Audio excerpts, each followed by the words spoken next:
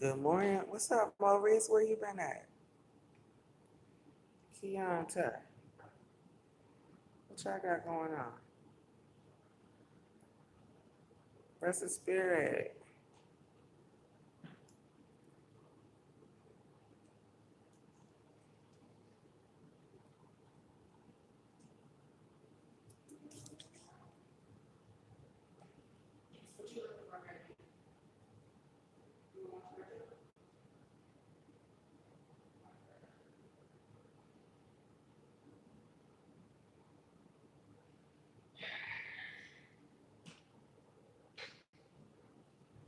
Hold on, let me get her situated.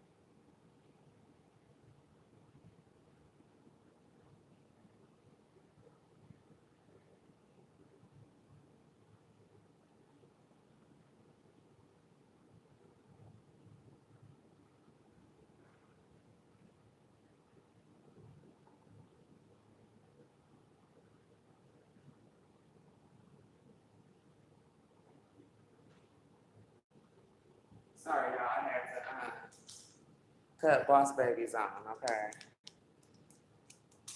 So that we could talk. So I was just doing my morning perusing through the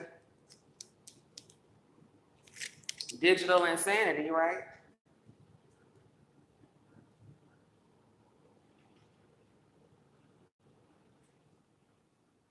And apparently, there's been a shooting in the AUC last night near a block party. Okay, so that's Spelman, Clark, Morehouse, those historically black universities. That's where those kids convene.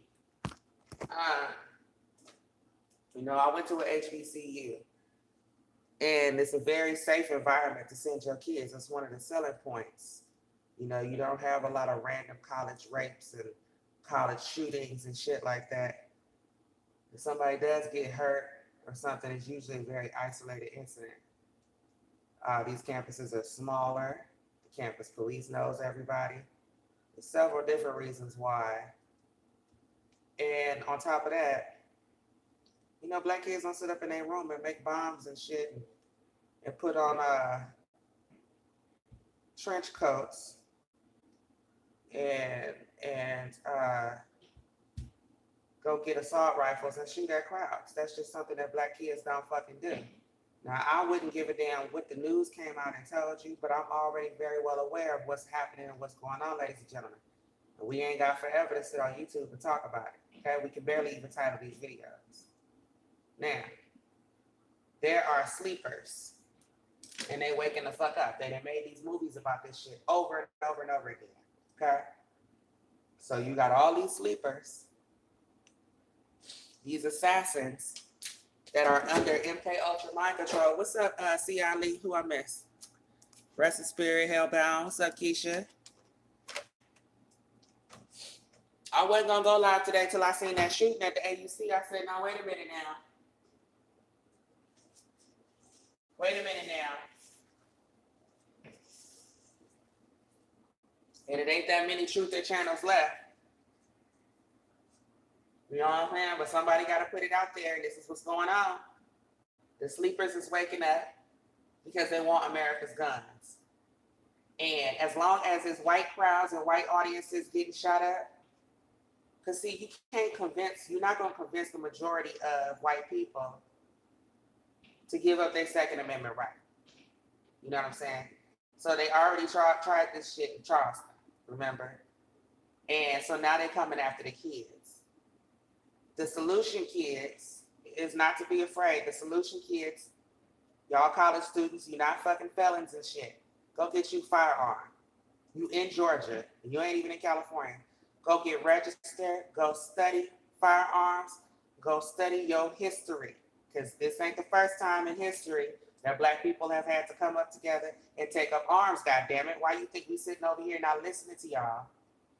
We let y'all call us all these coons and all this other clown shit, but we knew that y'all didn't know any better. Now, here that was 2 years ago when y'all rolled Hillary Clinton's wave, and y'all didn't get a bitch what she wanted, and that's the very same bitch that didn't help wake them sleepers up, and they coming for y'all. They coming for you liberals. They not changing. Nobody's changing our minds. That 1 October incident didn't do nothing. You didn't see not one conservative change their fucking mind. The conservative said, see, goddamn it, that's why we need to keep our guns. The solution to this shit is more fucking guns. Next time somebody break out on y'all, somebody need to have something to pop their ass with. I'm not understanding what the problem is, or else everybody got to stay fucking home. I know for a fact that American people are not just so crazy and deranged and murderous on their own that they just waking up and blowing people away.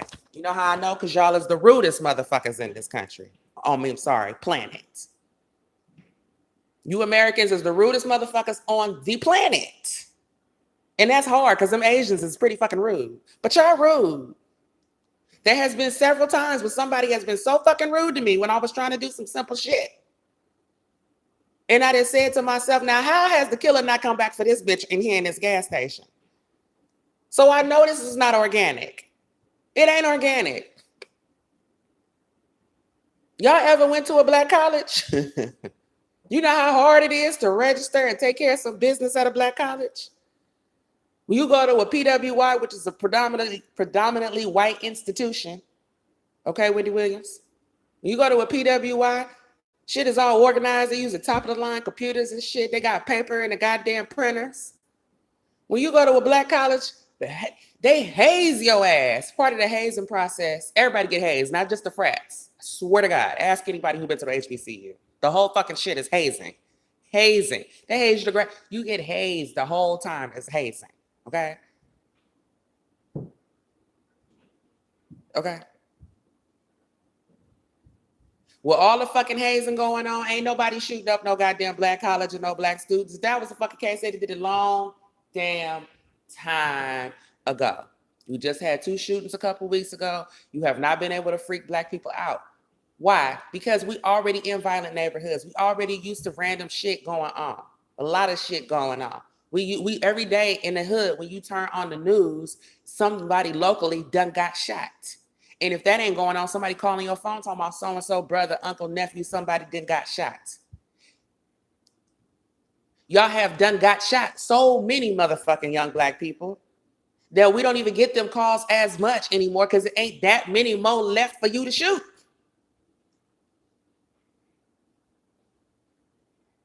So now here is the time where they want to jump on this, try to get me. Come on now. I just don't even know what to do with you Negropeans. I just don't know what to do. But y'all get your ass on this TV talking about some fucking gun control. When you live in Georgia as it is, see, in California, you better off getting caught with drugs than a gun. But it's not like that. The South is the opposite. Y'all live in Georgia. Y'all claim this place is so fucking racist, yet y'all not making no attempts to protect yourself. Then the universities have zero tolerance policies when it comes to firearms. But we had an incident one time where they did a check and everybody had a goddamn gun in their dorm to the point where they couldn't even kick them all out. They just had to just act like it didn't happen.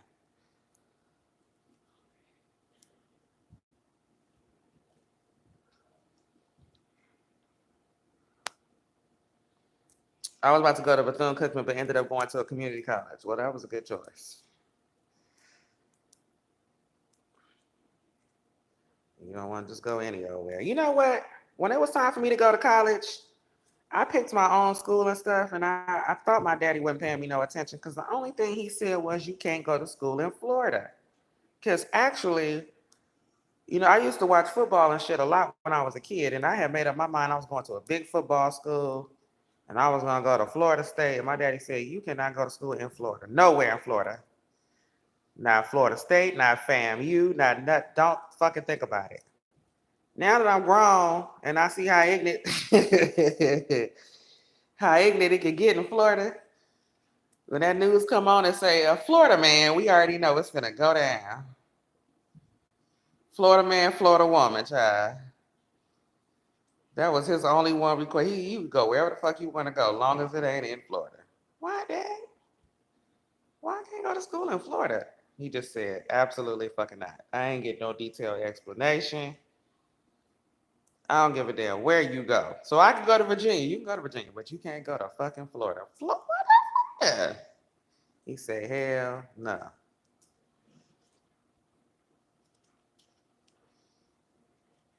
You want to move out of Florida? Have I been? I've been to Florida one time. I went to Kissimmee I went to Disney World.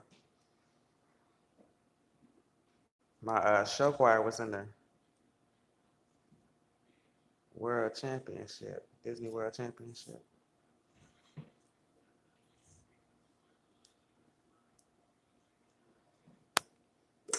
I was watching your video yesterday. I needed that message in my life. Did you, girl? I'm glad if I could help somebody, child, because I'm going to tell you, these motherfuckers is playing all the games and they doing it on purpose.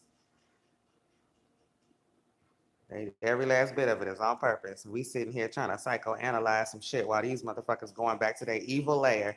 And you know what? That's one of the other things I forgot to say yesterday, but when I had ran off on the tangent, and it is still quasi-related to what we're talking about right now with this gun control shit.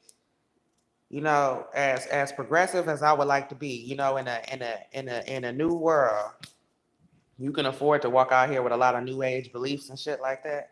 But honey, when it comes down to these men, the one thing I have consistently found is that, and of course you got the guys that are faking it and all of that, but there has to be some type of Christian or religious moral foundation. You can't be dating guys out here with no religion. And I don't mean his mama a Christian and he go to church on fucking Easter and for funerals and weddings and shit. I don't mean that. Like he needs to own a Bible or have some type of prayer life or some type of relationship and be able to demonstrate some type of reverence, because I heard some very vile, despicable things that are nothing but demonic coming out of that channel we was talking about yesterday, Alpha Male Strategies. This man said, this is his words, and I quote, he said, the evil type of asshole that I am, if a woman really likes me and I didn't try to, I haven't been answering her calls and that just doesn't make her go away. See, now this is after you then coached her and told her what she needed to hear and engaged her in a way where she thinks that you're fully interested. He said, but now I'm tired of having sex with her. And so I ignore her calls because you know none of these cowards is man enough to say, I'm no longer interested, right? He said, if I could get, if she won't leave me alone, then I tell her, well, lick my ass then. I thought he was using it as a metaphor. I'm going to just stop it right there. But just know that he went on into full-on detail. Now, as we had this conversation yesterday, I was telling y'all, it's a lot of latent, dormant homosexuality, that sexuality issues. Some of these boys been touched. Some of them been touched by females, or I don't know, fucking maybe the dog raped them. I don't know what is wrong with them. But it's something has taken over them spiritually and demonically. And they don't go after whores and strippers and bitches that got the same fucking issues that they go after, because those type of girls can get even with them. Instead, you know, they're not going to go after a girl that they think going to blow their brains out or blow their house up. They're not going to go after a girl that they think is going to put their ass on blast and expose them to the world. They go after really, really nice girls and girls who have been abused and have psychological issues and shit that, well, let me not say they go after women, period. But the women that last the longest with these type of assholes are the girls who have a lot of their own issues and stuff to deal with, and they're codependent, and they get in a codependent situation. And the thing that is so consistent with these pigs on the internet, okay, what is so consistent about them is they get on here and create this facade and they tell other guys, yeah, go out and be an asshole. That's how you get the girl. But in the reality, as somebody who has encountered plenty pigs like this, okay, they lay it on thicker than a nice, normal, pleasant dude. Okay, these same pigs that's on the internet talking about, they just you know how they just passing through women? They telling these girls that they love them. They're taking them on dates. They are complimenting. And I don't never give him a compliment. He's a fucking liar. He's a fucking liar. You ain't getting nobody's phone number without complimenting them. You stop complimenting her once you think that you have got her locked in. These men sitting up talking about how they the prize, how you need to make a woman, wait, what you say? Yes, the channel's demonic and wicked. Ply said in his song, I ain't called her in 2 days, gotta let her mind wander. I guess that's what these guys are. And you know what?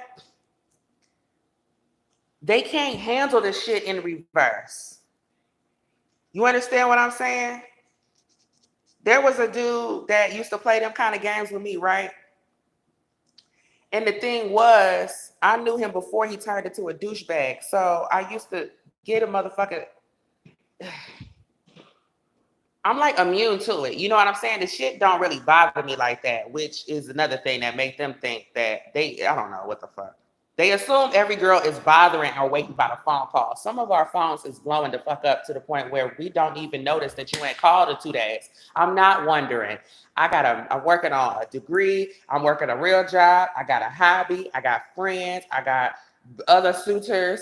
Ain't nobody wonder why the fuck you ain't called. I know why you ain't called. Because you sitting over here trying to make my mind wonder. It's not because you got something better to do. It's not because you got better options. Because you would be harassing that bitch. Okay? You be making that bitch mind wonder. You trying to get on my goddamn nerves because you so worried about me having something else to do and not being concerned with you at all. So you gonna make me give a fuck. You know what I'm saying? So this one particular person, we went out with some friends and stuff, and this person got pissy drunk and lost their goddamn keys, car keys. And the very same friends they was trying to show off for didn't want to even take that drunk bastard home. So I put the fool in the back seat and dropped him off at home, but then I went home. I didn't go babysit him or none of that shit. You know what I'm saying? And the next day, I don't know what I was doing. Minding my business, probably slept in or whatever. Child, I woke up to a million phone calls. When I finally got on the phone with that boy, he sounded like he was finna cry. What is wrong with you? Are you mad at me for what? Well, you ain't answer my phone call. Oh, Mr. Phone Games himself. Mr. Phone Games himself. So you couldn't go one full morning wondering whether or not I thought you was a fucking douchebag and get pissy drunk last night losing your keys. Couldn't go one full morning. So it's just like, that's the game. The game is they playing these games because they're weak. If they were strong, they would be able to rely on their strengths. They wouldn't rely on mind games. So the mere fact that he got to play mind games with you, girl, you won already. You already fucking won. So now that you know what you're dealing with, yo-yo him. Yo-yo his ass. Like, what she say? You can't play with my yo-yo. Don't try to play me out. Don't try to play me out. Come on, they've been playing these fucking games. It's old shit. If he playing games, that means he insecure. So you can go on about your business, or you can fucking break his little ego a little bit first before you go. That's how you end up with stalkers and shit, though. That's why I normally just let it ride.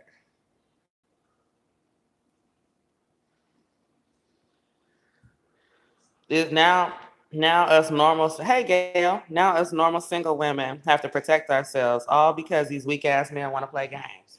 We've always had to protect ourselves, and they've always wanted to play games. And what this anger is coming from is no longer can they get married, leave the woman at home to do whatever they want her to do, and have no opinion and no voice, and go upside her head and disrespect her and cheat on her and shit, and walk away scot-free and not have to pay. You know, child support and alimony and shit, that's new. They ain't been around forever. That's new shit. You know, so they've been sitting up listening to these tales from their granddaddy and them, but they don't get to live that shit out like that real life. It's not working. So they doubling down on it. And that's how I know, like I said, but meanwhile, all the domestic violence is against women. When if anybody should be running around here ready to pop a cap in somebody's ass, it should be us. Because these motherfuckers love to find a bitch that ain't thinking about them and waste their goddamn time. But Drake Pooh told us already, didn't he say that? Huh? Drakey Pooh said, all these motherfuckers want to do is waste your time, but it's amazing, girl. All I can say is, I'm so proud of you. Been through hell and back, but you bad as fuck, and you know you are. Okay.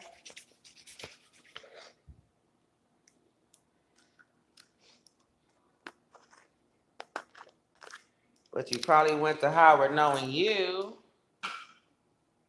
Huh, Drakey Pooh?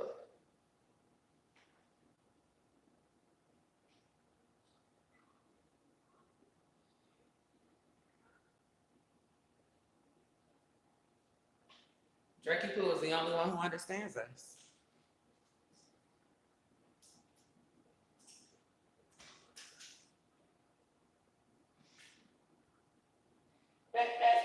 Bad again. More mother bitches on bad again.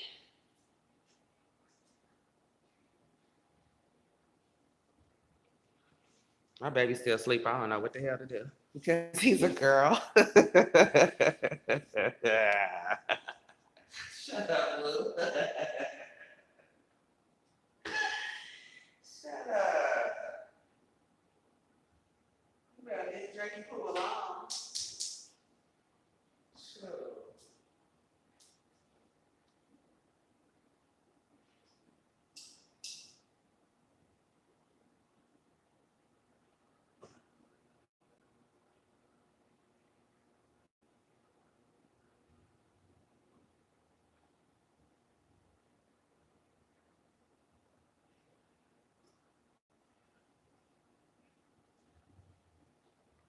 What can Michelle say? Drake would love me. How that song go?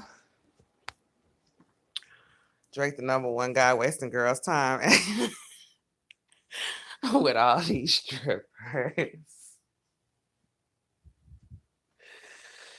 Oh. If you're gonna waste somebody's time, you're supposed to waste stripper time. That's what the fuck I've been saying all these years. It's bitches whose time, bitches who like their time wasted. The dip is bitches. You gonna waste somebody's time, go waste these strippers' time and these hoes and these prostitutes and these bitches that's out here shaking their ass. Get a little cash. Waste that bitch time. You see somebody going to work every day, a real 9 to 5 with all her clothes on. She's doing that because she don't want to be out here hoeing and stripping. So don't go wasting her fucking time. Give a damn about you wasting these hoes' time. These hoes' time ain't valuable, quite frankly. Quite obviously. Quite obviously, these hoes don't value their time. Busting it open for a dirty dollar bill. They come out here tell these girls they making all this money. No, you hoes is not making no money. Y'all making enough money to buy a wig. You ain't making enough to pay no rent 12 months on no goddamn year. That's what I ain't never seen no stripper with her own fucking apartment. That's what I ain't never seen. Lately I've been getting guys from, why do I feel like I'm talking to a guy right now? They now feel like I know the code and reverse the game on them.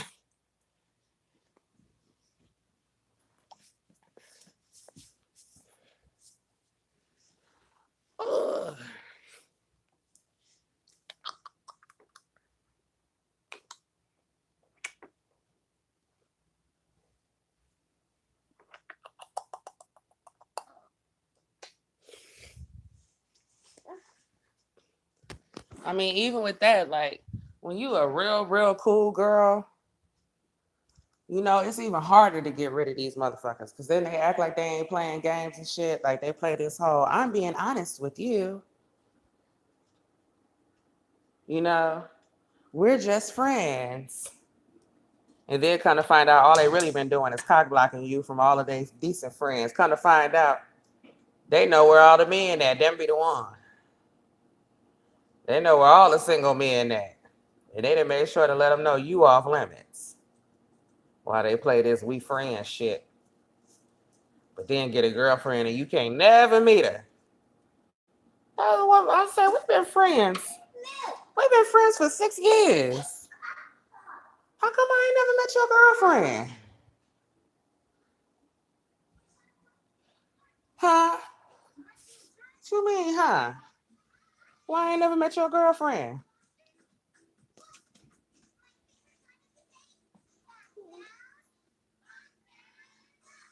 Ma'am, I'm not picking you up.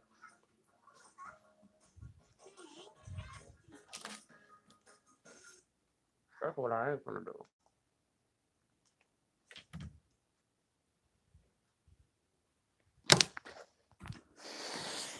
I don't like how these men compare Tatiana the stripper to Ebony the college student and see them as the same type of girl. That's because they don't see women as people anyway. You know, it's like they don't even think that women are multifaceted. You know, you could be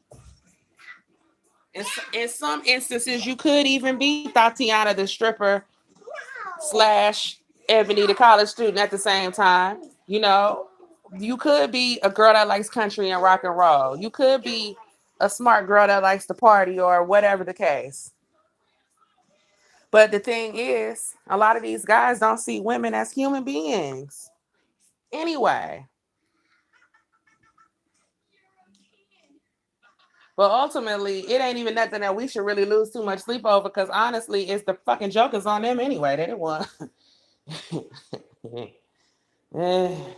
Let me stop.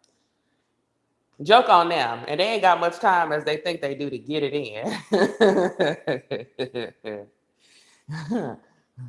So you play musical chairs if you want to, sir. You just make sure you find you a chair for your goddamn head go bald and your little thing don't work. Because otherwise, you just gonna be this is about to be a motherfucking long ass, cold, lonely road out here going gangster. He got a stripper pregnant. I thought he was gonna come out here with a wife. He said he was buying all those Birkin bags for her.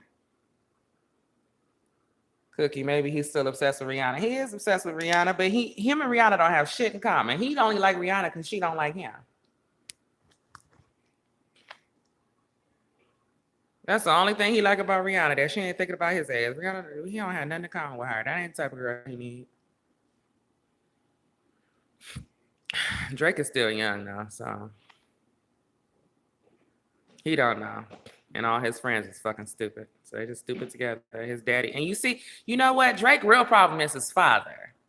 So if you really want to analyze that, you're looking at somebody who just instinctively has good instincts, who is in touch with his divine feminine aspects and shit, but has completely coming up from piss poor rearing. Okay. His father is an old playboy cat daddy, Mac daddy motherfucker. Okay. And then the mama is whatever type of simple-minded bitch get pregnant by these asshats. You understand what I'm saying? And I'm gonna tell you right now, if I was a rich white woman, I don't know how the fuck y'all get mixed up with these niggas. Because I was a rich white woman, I wouldn't be giving them none of my rich white eggs. That's what the fuck I wouldn't be doing. If I was me, a rich Jewish girl, I wouldn't be fucking laid up with none of these rappers and gang bangers and busters. What's wrong with you bitches? You know what I'm saying? Like, no, let's really sit here and think about it. Let's really sit here and think about this shit. That's why I don't be mad at child, please. I wouldn't let them motherfuckers around my daughter. You couldn't bring Ray Ray around my little white daughter. What the fuck? Just because what? We want to prove we're not racist, so you can date a gangbanger? This ain't some nice, studious kid from school. This is a clown. You know what I'm saying? And Drake Daddy is on some clown shit. Still. So why in the hell? Oh, Bow Wow Mama is a fucking joke. That's why his daddy don't come around, because that bitch is so stupid. You know, some women are so dumb. They just a headache to be bothered with. Headache. Them type of girls, they don't like to play mind games with them, because them bitches don't pick up no clues for real. Nobody don't want to play mind game. They don't want those. They want girls that got good sense, and they want to make them crazy. The bitches that's just brain dead dumb like them. That's why Bow Wow Mama. I've been single this whole time. No, man, you have nothing to offer other than your son's money. Oh God, maybe the bitch can cook. But she is brain dead. I don't know what's going on with Drake mama. I ain't never heard her talk, but I know I don't maybe she was drunk that day. I don't know what you was thinking when you let the cootie cat man get you fucking pregnant, girl. Because Drake daddy ain't shit. And that's why he sees he having a hard time figuring out, Drake know what he don't like, but he don't know what he do like. He don't know. He want a woman with some kind of ambition, but he don't know what the fuck he really want.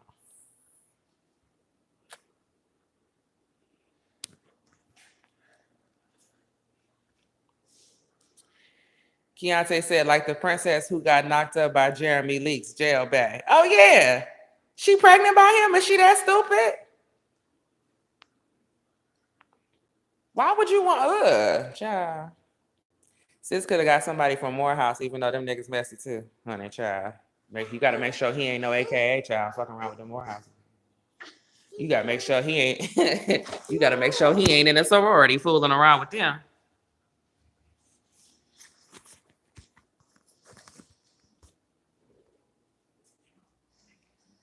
I have a vendetta against Morehouse men. Girl.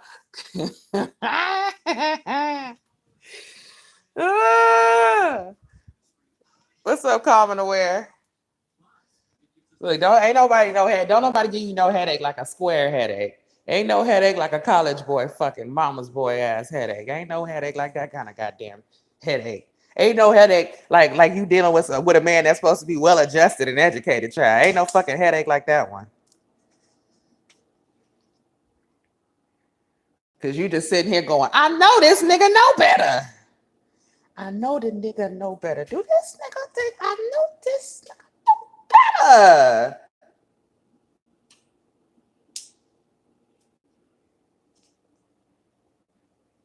Trying to tell you. And the thugs is just too dangerous. You got to find you a happy medium. Yeah, her last name is Green. That's all I remember about girl. But I don't know, man. Our young people need to educate themselves on gun control. If they're gonna be waking the sleepers up near these universities, then it's time for these kids to go get strapped. And it's time for the black colleges to have a real conversation and shit and do shit different. You know what I'm saying? And black college kids is not hot-headed and finna be throwing their life away shooting at each other. What is there to fight over? Y'all ain't gang members.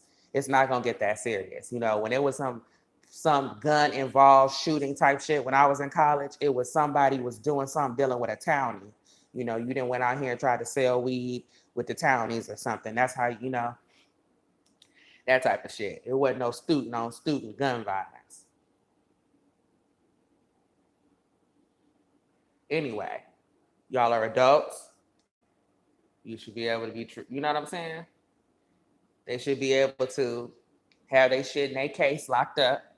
And if they go out to a party or something, they should be able to defend themselves.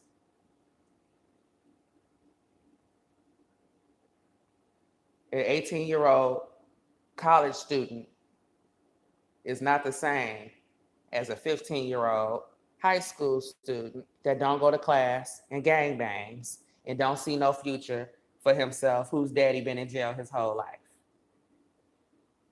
It's not the same. It's not even the same caliber of kids. And so if they're not gonna be able to protect themselves, then y'all need to be able to protect them. Y'all need to be going somewhere with them. Y'all need to have undercover. Y'all need to fucking do something. Bring back the Black Panthers. I don't know what to tell you. Escort the kids to the party. You need to do something. But for y'all to, you're not going to sit here and allow our black kids to be sitting ducks and part of this fucking liberal goddamn bullshit experiment.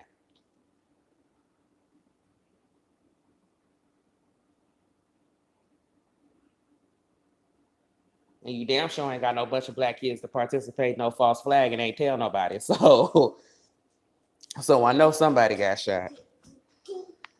Yeah, they just shot at a crowd full of kids at the AUC Center in Atlanta. The Morehouse and Spelman and Clark Atlanta kids having a block party, and somebody shot in the crowd and shot 4 kids.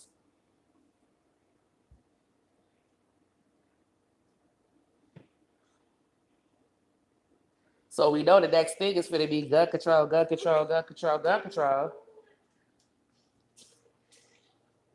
Oh, I'm so tired of these libtards. They all over the place. And I tell you, this Jay-Z thing is the best thing to ever happen to liberals because they fucking head finna explode because they don't even know which light-skinned nigga side to take. They is confused. They're both light-skinned. I don't know which one to choose.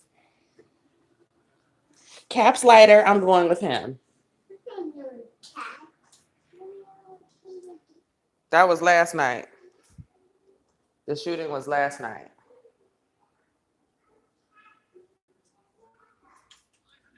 They said it was a semi-assault, an assault rifle. So we know this is the liberals. Yeah, here y'all go. Because these black kids ain't got no goddamn assault rifles.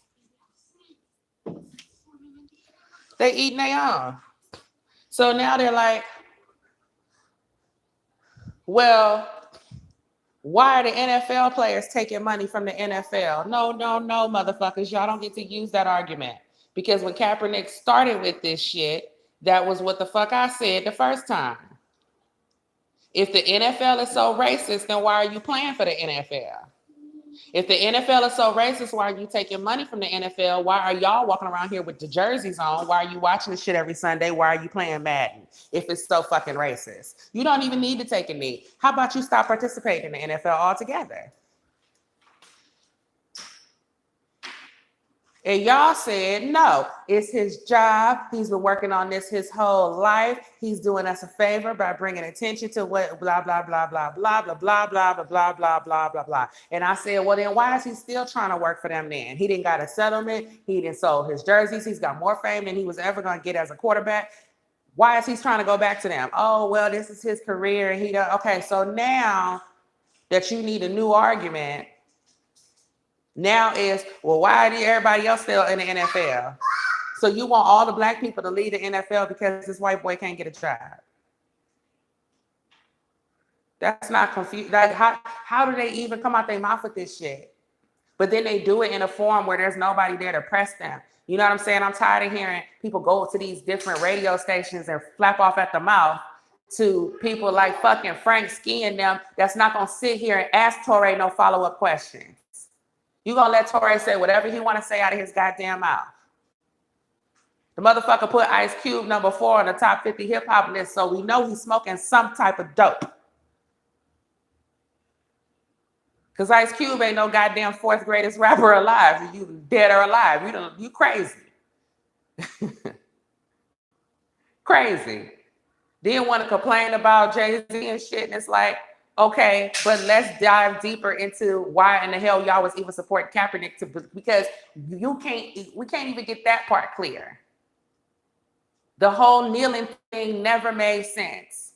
And when you go over to the conscious, real black militant side of the YouTube, none of them are agreeing with none of this shit Kaepernick is talking about either. They're irritated and laughing at him and quite fucking disgusted. I shared a video the other day from Black Dot talking about this, and I really appreciated his video. He made a good point. He said Colin Kaepernick tried to stand for some shit as a backup quarterback. When you're a starting quarterback, you can bring whatever initiative to the forefront that you want to. They'll make you a commercial and part to the whole shit. He wasn't out here talking about police brutality when he was a starting quarterback. But then when your ass is back up, you want to draw more attention to yourself than a starting quarterback. That's unsportsmanlike, period. Your conduct as a player and the way you treated your team is unbecoming of somebody who's trying to be in a leadership position. So that for that alone, nobody should want to hire your ass.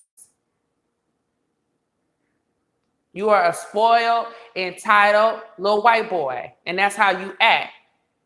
And so does your broad.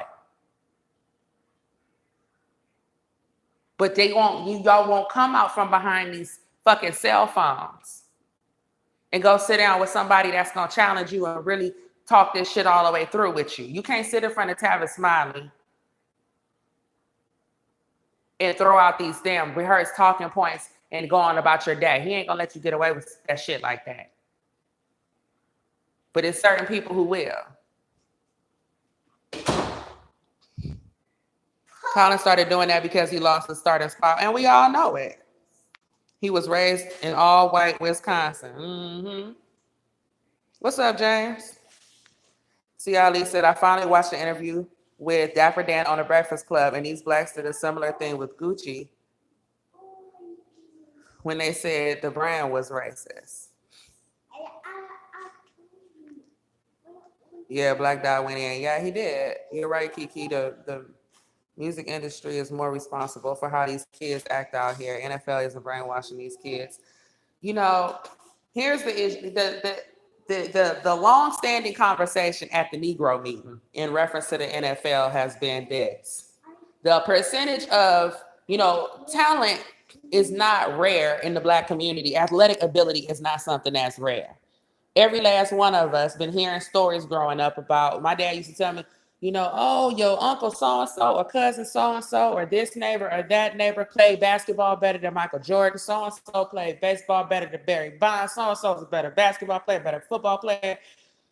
But the streets got to them. They didn't have the grades. They didn't have the discipline. It's a lot of different things that take into effect. You got kids getting recruited certain places. You got kids, parents strategically moving to certain neighborhoods. You got certain programs are better than other programs. By the time you get to factoring in all these different variables, your chances of going to the NFL are very slim. And at least if you do make it to the NFL, you have a college education going along with it. So you have something to fall back on, or at least some type of skills. And we know you can read and write. And you should be able to plan for what you're going to do after football. Basketball, I think they have more guaranteed contracts or something, and they recruit more players and more black players have an opportunity to go to the NBA, whatever the case, But it's still not enough. And if you're looking at the NBA or the NFL, it looks like, look how many black people are playing. This is a realistic goal for me. But when you look at the numbers and the statistics, odds are you ain't going to the NFL and you ain't going to the goddamn NBA. And it's a problem because the way our schools are set up, these kids, the way I'm trying to put you up there. The way these schools are set up, once I was trying to help you out.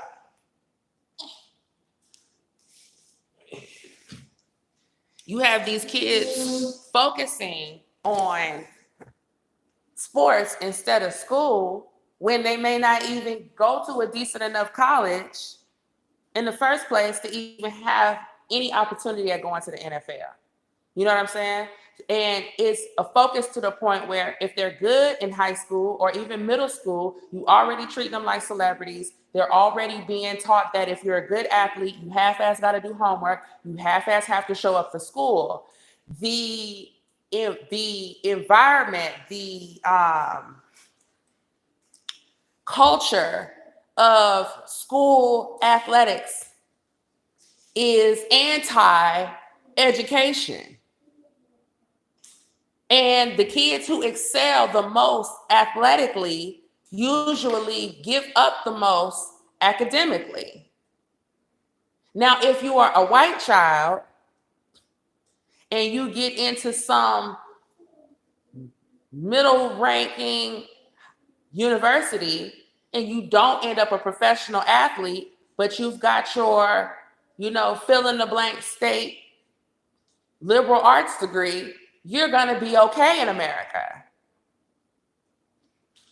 But if I take a black kid, put him in some middle of the road, university, they're not getting ready to go to the NFL. They're not paying attention in class. They don't have the discipline to even keep up with this half-ass university because they went to middle school and high school in an inner city, or they went to unless they go to a school that's big for their sport, which means if you're getting recruited to a school that's big for that sport and you're really good at that sport, you ain't doing much homework and you ain't going to class.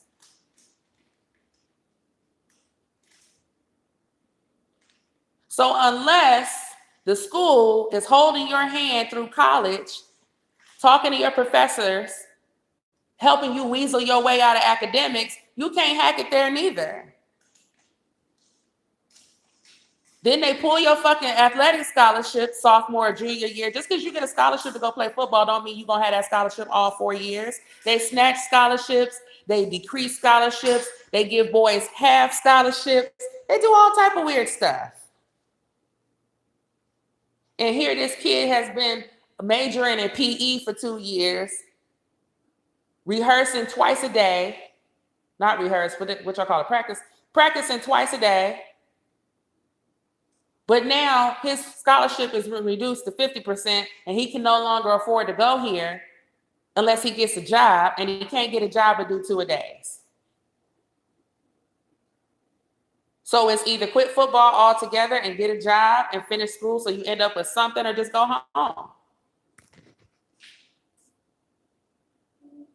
So that's the problem. When we talk about the NFL and shit, one of our main issues is that we cannot keep telling young black men that be an athlete, be a rapper, and not discuss with them other options and not prepare them to have something else to fall back on, because that's unrealistic. And so then when we look at our entertainers, when we look at Jay-Z and we look at different athletes and such, what have they done to help to drive that point home? Because they know that's what the fuck our real issue is. They know that's all we trying to say. What has Jay-Z done to encourage black kids to do something other than athletics and music? And the answer to that, my friends, is nothing. Now you can turn around and you can compare that to what would it look like. A better example would be, well, look at LeBron James, who has given people jobs in positions they weren't necessarily qualified for at the time, maybe, but they adapted and learned the ropes and they're successful. But what that does is, to the kids that are watching him, oh, I could be an agent too. There's other things that are sports related. I can go into sports medicine. I can go into sports management. I can be a sports analyst. You want them to be looking at something else other than just dribbling the ball and rocking the fucking mic. And your black entertainers, a majority of them don't even like to have that conversation. They don't even take responsibility for promoting an unrealistic means to an end. And that's all the fuck we've been complaining about from jump. We're not mad at the NFL players themselves who have made it. That's a different conversation. Y'all have millions and millions and millions of dollars. The first thing that I need you guys to do ain't gonna cost you $1. First thing I need you to do is be careful who you give your fucking money to. Because when you make it and you get a contract for multi-million dollars and you give your cousin Ray Ray a car that he can't afford to maintain, and he's zipping and zooing it and using it to pick up girls in the neighborhood so he can impregnate them, and he ain't got no job nowhere. All he got is a car and a famous cousin. And he riding around here impregnating bitches. He going to the club, getting a set. I know if Allen Iverson, all his friends had his cars. He wasn't never in the club, but we go to the club and you would think it was some ballers in there, but it wasn't. It was Allen Iverson, broke ass friends, had all 7 of his cars lined up outside the club in Newport News. Chains, bottles, bitches, and not a fucking job between them. And then the minute somebody say something to them, something they don't like, they in there acting a fool. And they feel empowered to do so. Rolling off of your name. So the first thing we will all need you all to do, this is why when they come out here, the athletes be like, I'm broke. And they be crying. I know why your ass is broke. You gave it away to some people who didn't even deserve it. You know, Michael Vick, another one. But he paid his debt. How he get there? Helping out Ray Ray and them. Ray Ray need to get a fucking job. Shit. That's what y'all could do when y'all get y'all money from the NFL. Stop giving it away to your loser ass cousins and brothers and them, please.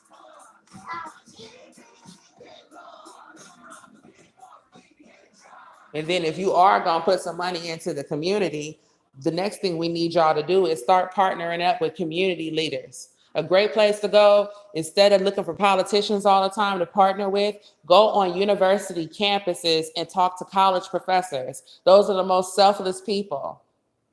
Or high school teachers. These people, those are the people who knows what is needed in the community. Those are the people who know who is in the community. Those are the people who are there every day, who we know for a fact ain't doing it for the fucking money. Those are the people who know how to get from point A to point B. Your professors, not your politicians, not the parents, quite fucking obviously, not the state, quite obviously, not the government, quite obviously. You know who has the solutions? Your professors have the solutions. But I have yet to see any rapper, any entertainer, any athlete pull up on any fucking college campus and go get the college president. Go get the president of the universities and the provost of the university and say, I have X amount of millions of dollars. I'm trying to identify what this community needs the most or what will help to make this community safer. A university is a clusters and clusters of think tanks. It's all you do is sit there and think. You come up with all kinds of answers and solutions to shit. Some things I already have my mind made up on because I sat up and had debates in a sociology class. We debated gay marriage, for example. They made me take the pro stance, pro gay marriage. And I couldn't fucking defend it. That's why I'm so easy against it. Because I lost my goddamn debate fucking with y'all.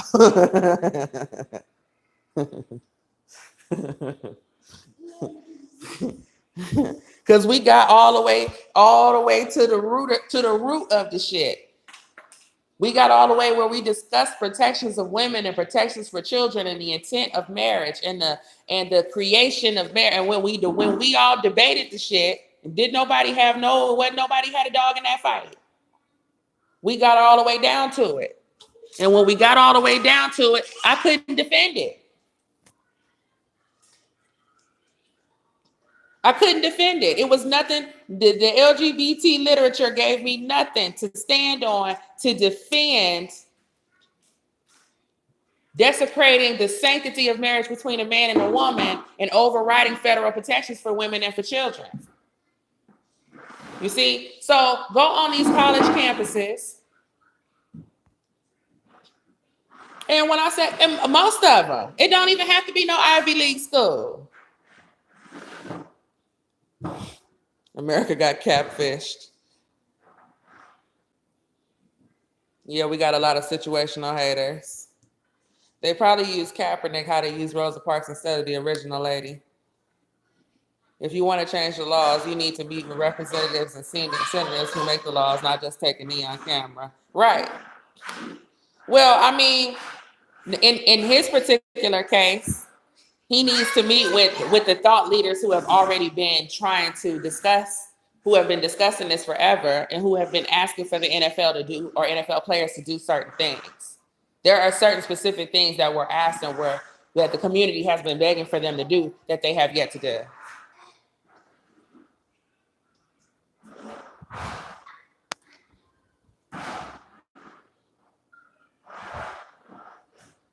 Making the pros is all they're worth. No education or getting a trade.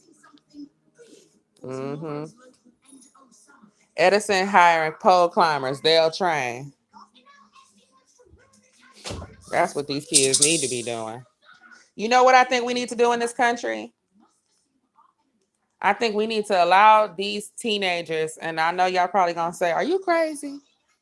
I think we need to lower the legal age to 16 and allow these kids to emancipate at 16. I think we need to allow them to emancipate at 16. They shouldn't have to go to high school after 16. That's too fucking long, y'all.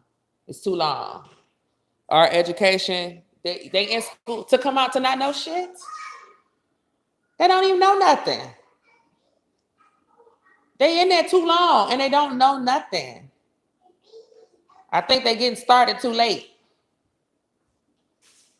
They need to be out of high school at 16 and be getting a goddamn job. And they need to be teaching these trades and shit. They need to be getting certified for a trade on campus before they leave the high school. You need to be leaving high school with your trade, not going to no damn community college. Why am I going to community college? I just left high school. Ain't high school? Ain't that community college? Ain't high school community college?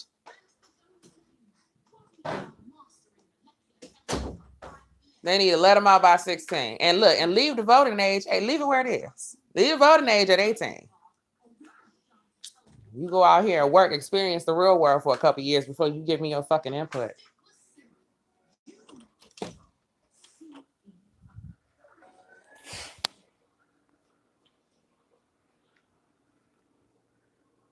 When I went to college, I was broke down. When I was in college, I broke down the meaning of the universe. You know what I'm saying? After working a 9 to 5 for 12 years, I forgot what 2 plus 2 is. I quit making too much for Detroit Edison. Lower the age to 16. Yep, let them out. Let them out. Kids are not raised to become adults, more like babied until 18. They get baby too long. Kids were treated like adults before the Great Depression. They smoked and worked just like men back in the days. That's what you need to take it back to. These motherfuckers don't. 18? That's too long. That's too long to go without a job, man. That's too long. Wait till this one start talking. She get a job. This is gonna get a job soon as she can talk. Huh. We working on it. You can stay home and work with mommy, or you can go to school with the slow kids and drool on yourself all day and eat applesauce out the cup. It's up to you. Or you can stay home and answer these phones and file. You want to learn some ABCs? You gonna have some ABCs, all right. Match these names up to these files.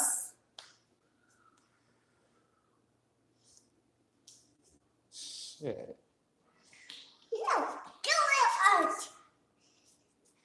What are you doing? Mimi, do you know how tall you are? You so big and tall and strong. Okay? I can't be picking you up all the time, man. We gotta go to the store. You wanna walk to the store? You wanna go to the store? Wanna go get some more juice? And some snacks?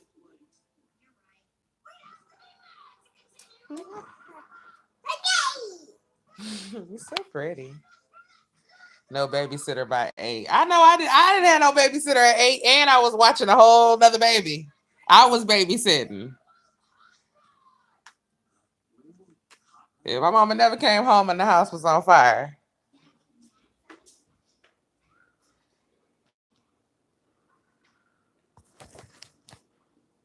I did set the toaster on fire trying to toast a Pop-Tart one time, but she was home.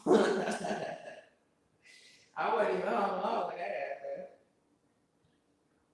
I know I ain't the only one setting something on fire with them Pop-Tarts. I remember when Pop-Tarts first came out, man.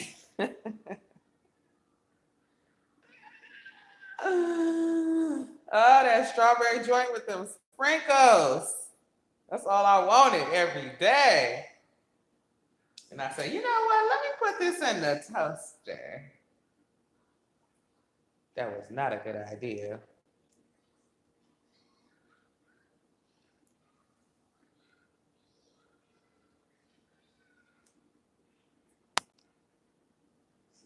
Keisha, too. Okay, at 8. Shit. Don't answer the phone for nobody unless it's me calling. How am I know if it's you calling? Caller ID don't exist yet.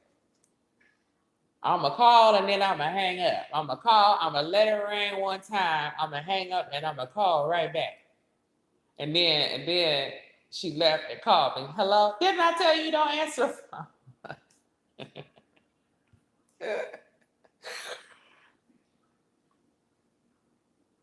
Men need to work men job. Honey, I've been saying that shit forever of the day. Because one of the most disappointing things going into the workforce, I said, all the guys have all the cool jobs. All the bitches is doing is answering the phone and filing and finding shit to gossip about. Y'all done had me in school all this time learning about feminism and equality. Y'all said y'all worked this shit out. And you didn't. And it's like Game of Thrones or Hunger Games up in here because everybody is vying for the attention of the most powerful man in here to solidify their job. They're not here. These bitches ain't here based on work performance or merit. These is work hoes. These is work hoochies. And that's the whole climate and community to where the women that don't want to be work hoochies are having a very hard time at work. You know what I'm saying? I don't feel sorry for whoever that was Matt Lauer locked in his office. I feel sorry for all the other bitches that had to work with that hoe. That's who we supposed to be feeling sorry for. Matt Lauer locked me in his office. You're going to hear some kicking and screaming and some scratches. I bet you that door going to get back unlocked. So I don't want to hear about no hoes getting locked in Matt Lauer office. What about the other women who had to work with that bitch? And then these hoes, these work hoochies, is the ones that is the spearheading the Me Too movement. It's all the work hoochies. Coming to get another check?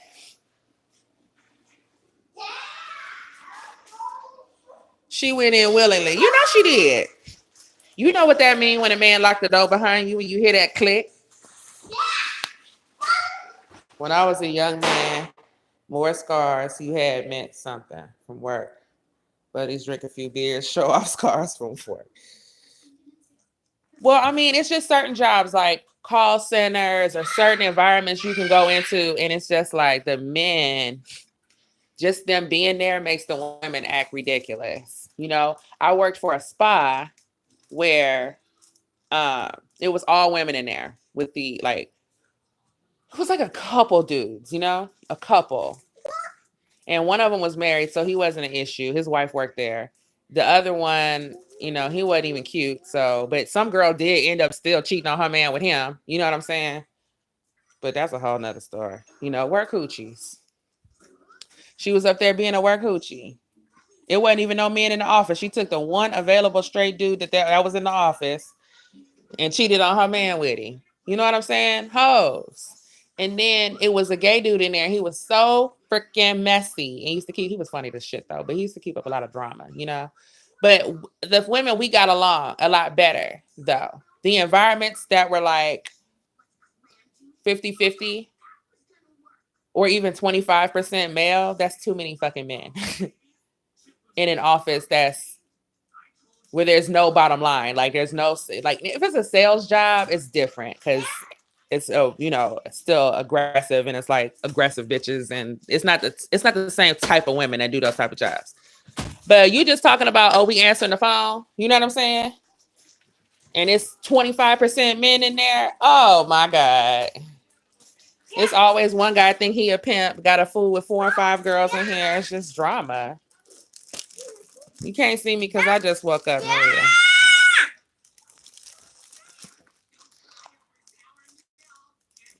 No, you cannot play in my pack hair, Mama. No, you cannot play in that. Here, play in this one. You can have this one. Oh, you want to put it on? Wait, let me get you a pencil holder.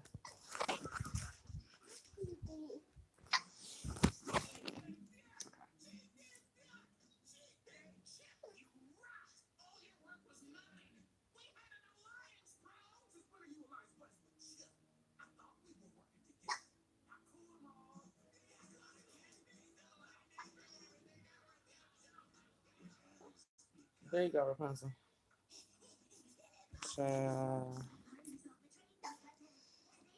Men don't need to be in the office answering phones. I mean, Jay.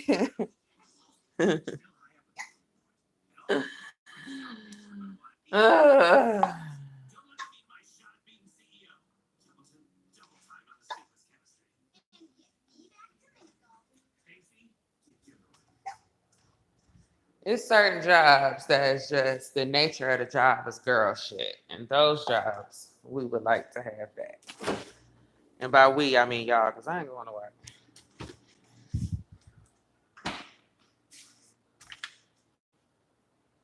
Not like that. Never again. I was sitting up here thinking last night, like, I might go. The problem with the counseling shit is not the counseling. The problem with the counseling is still working for somebody else. You know what I'm saying? You have to do so many hours up under other people before you can open up your own practice.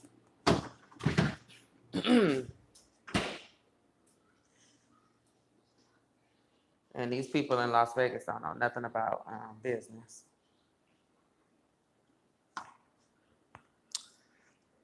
News anchors also, they have a lisp. Men and women working together was not even a norm decades ago.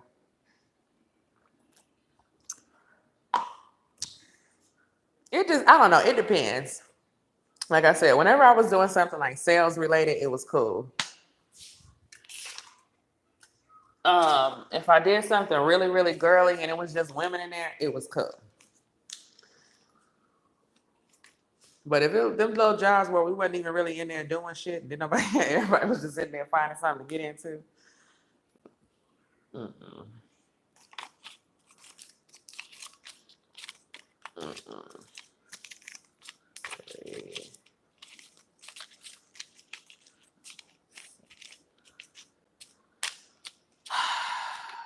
When is the summer over? Gosh, it's so hot. And it's like, I've been in the house for months. And I'm used to being out. You know what I'm saying? But I can't with the heat.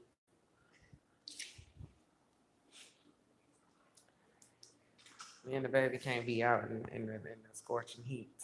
Hey, I dream a genie. You got your genie ponytail? It look cute, girl. Boss, baby. You should let me do your twist over with some gel.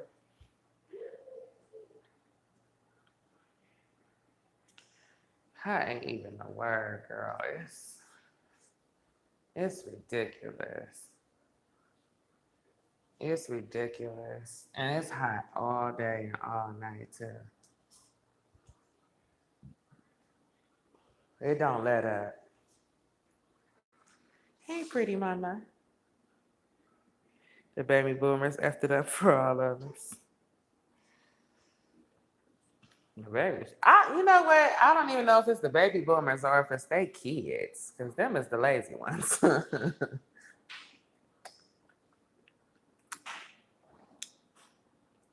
Our parents' generation, damn, they lazy. Them are some lazy motherfuckers.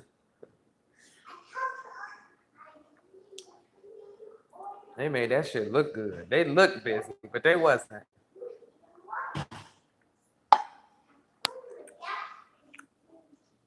Detroit, nice 82 breeze, shady yard. Yeah, I ain't get none of that shit till October. The baby boomers made them lazy.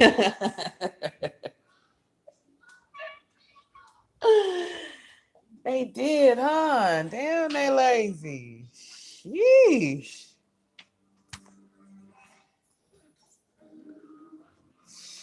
Sheesh. You know what? That Ice Cube and Snoop Dogg and them generation, that like they the motherfuckers lazy too. They even lazier. Like they ain't old enough to be my parents. You know what I'm saying? Like they was in high school and shit when we was little. Them, they lazy. They lazy too.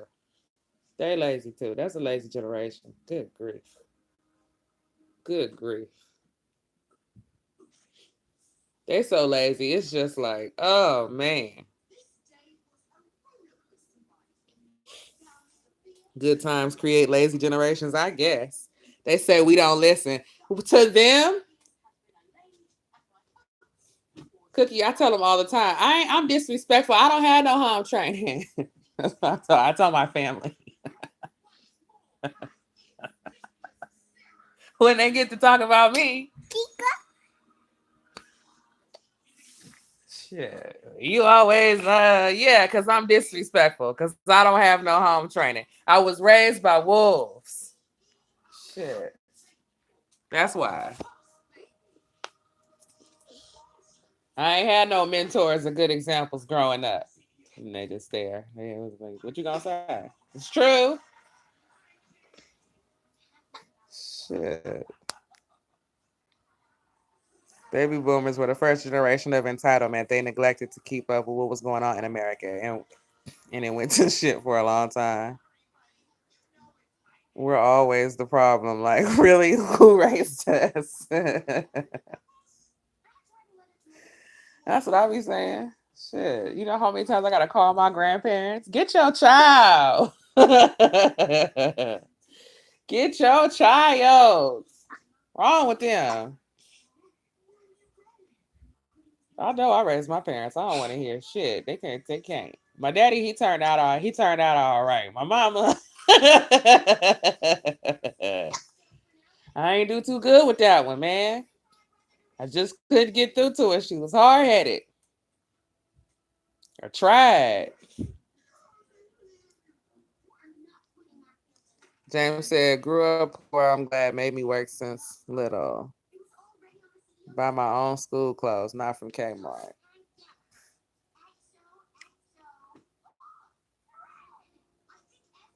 The earlier you get started, the better off your character is gonna be. That's just across the board. You know what I'm saying?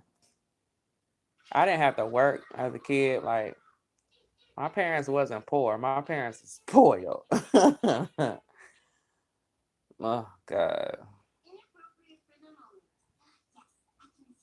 My parents is spoiled. They didn't grow up rich, but they didn't grow up poor neither. Ain't nobody got no. We used to eat out the can. We had to eat wish sandwiches stories and shit. They always had shoes and somewhere to live. They wasn't homeless. They wasn't adopted. They wasn't in foster care.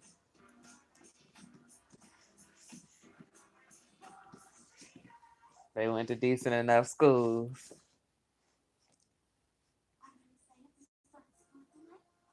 And they took all that shit for granted. And that was my thing with my parents. Like, y'all should be doing everything your parents did for you. I don't understand the problem.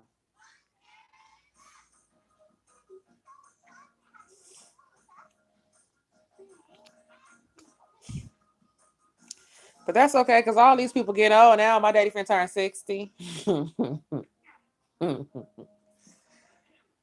Everybody finna get old.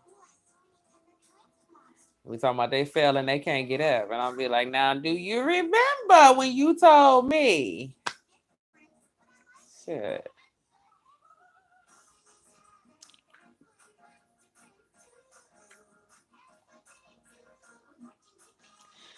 My parents, too, they always trying to exaggerate their stories to make it more like they had to really fight hard. They weren't working that hard. And then they had affirmative action and all type of shit. We didn't get none of that.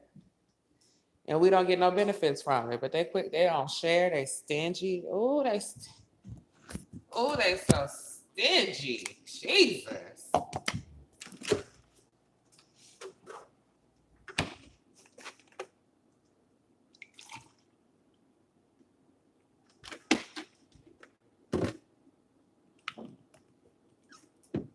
You don't even get no Christmas presents out of these people. I always want to brag about some shit.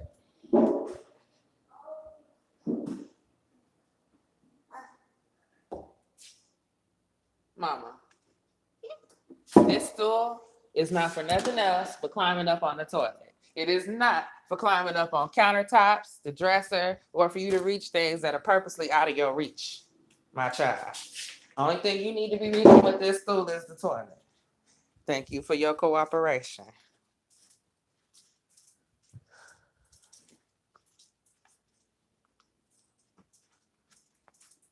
It was easier pay last 10, 15 years. My mom only had 6,000 in student loan and paid it off right away. She got a good job. My grandfather told me he went to UCLA for $68 a goddamn semester. So semester for $68.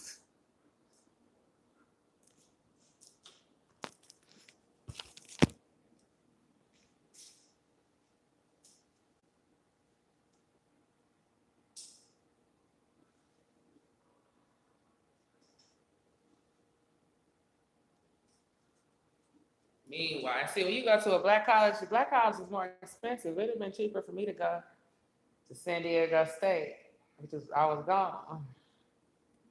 I had convinced myself to go to San Diego State for a minute, but then I was like, nah, I don't need to go to a black college. I'm not gonna sit up and be the only fucking black kid again for another 4 years with no goddamn date. With no date, because the only black guys here play football and they all chasing after some girl with blonde hair. Let me not even set myself up for the disappointment. Oh, I know the HBCUs in the 80s was cracking. Oh my God. I wonder what it's like now, but I kind of got the feeling between like my class, my sister went to Hampton after me, and she still, I mean, I think she had a better experience than I did because when I was there, they were still holding on to a lot of shit, you know. Like all the Greeks were suspended when she was there. When I was there, they thought it was school days. We like my class, the reason why they were still fucking suspended. Can't you get a blonde wig? I couldn't back in 2002 when I graduated high school. Oh, two, it wasn't no such thing. There's no lace front blonde wigs. These little girls running around here with somebody else's edges. No, we had clip-ins and glue-ins. Yak hair from the goddamn beauty supply. When nobody running around here and no scalping Indian women and sewing it into our brains. That's new shit. This new hair technology.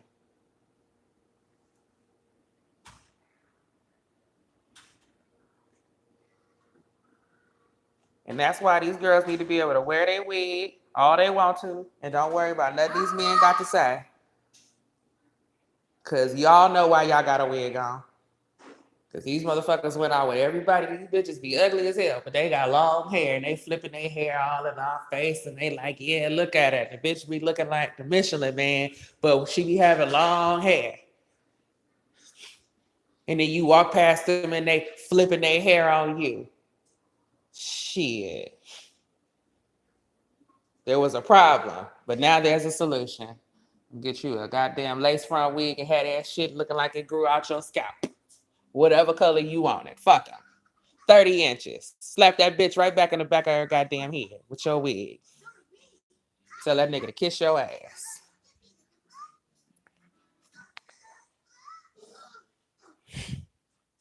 Jay, I went over there to San Diego State, looked at that campus. It was gorgeous. Because one of my things was I want to be by the water.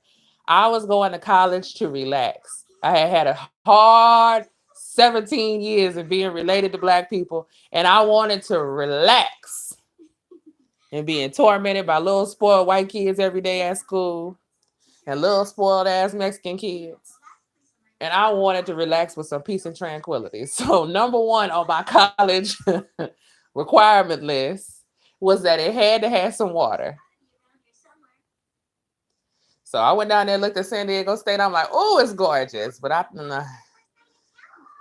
seen them too. They was the big old buff black boss basketball football players, and they was arm in arm with them white girls, just a swinging, just a skipping. The sun was beaming off of their face. I said, I ain't finna do this fucking shit for 4 years. I'm out of here. Hey, Dad, we can go now. You don't want to see the rest of the I've seen all I need to see. I know what time this is, and I ain't finna do it. Nope. Nope. Nope. Nope. I'm going to Hampton. My mind is made up. It's by the water. And you niggas won't be going with no white girls for 4 years because it ain't none.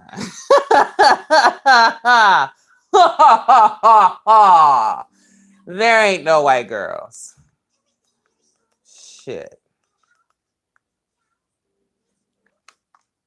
I remember these Kappas telling me one day, he was like, yeah, When I go, I'm gonna give me when I get married, I'm gonna marry me a white woman. This is at the black college. This is at the black college now. I'm gonna marry me a white woman because she gonna know when to shut the fuck up and fix me a sandwich. First of all, who is you talking to like that? Why would even? And then I'm like, oh, okay. Because you sitting in a room full of deltas and these get with ass bitches is just sitting here laughing and giggling. And this ain't even my element. So I don't belong to no gang. So you know what? I ain't even finna cuss your ass out, but this is why I don't hang out with y'all. Ignorant. Ignorant.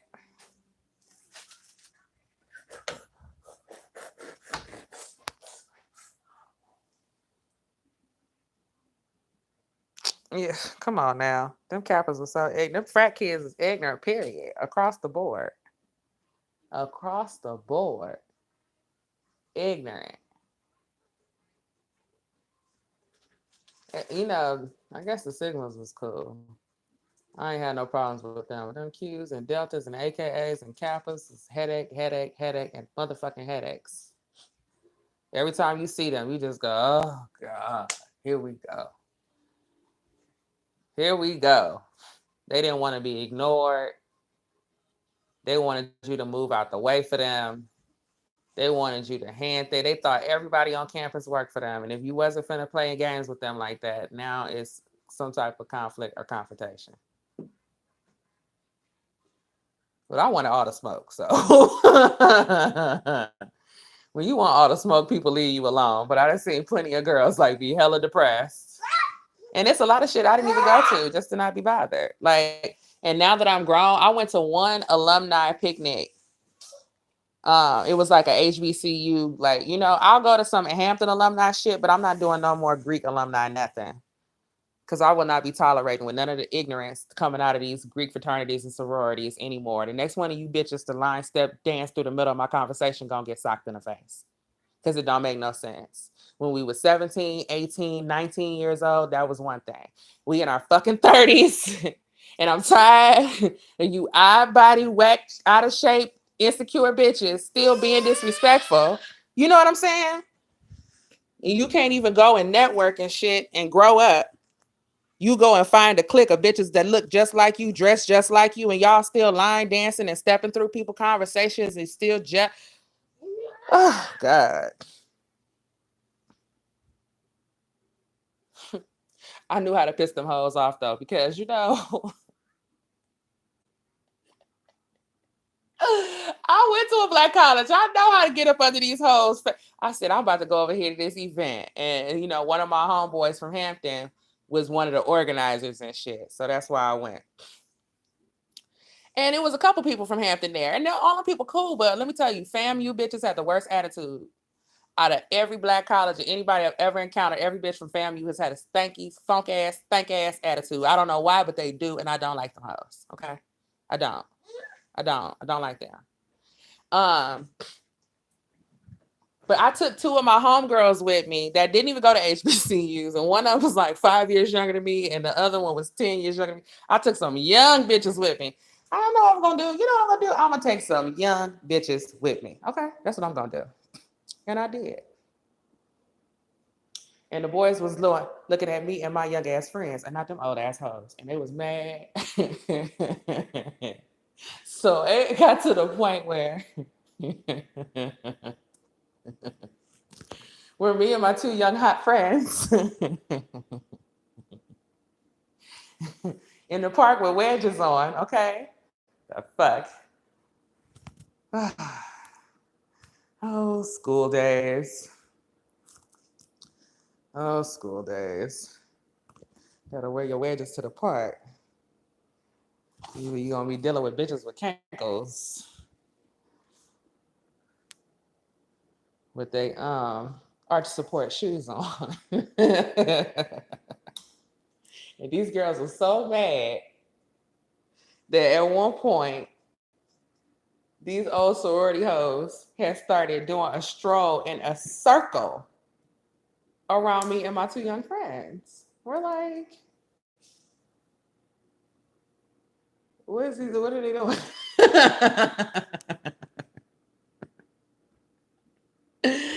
Why are y'all in a whole park. Why are we in the middle of your stroll?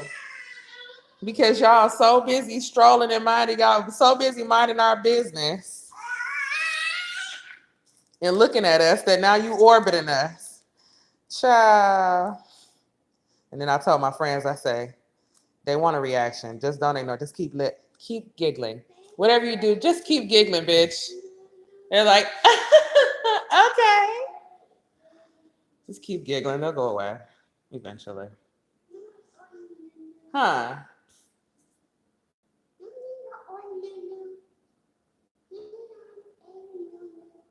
They're all them old frat boys. You want some new news? You hungry? Oh, nothing old men like better than young bitches. All them old frat men wasn't even looking at them old hoes. They don't want that. They want something young and dumb.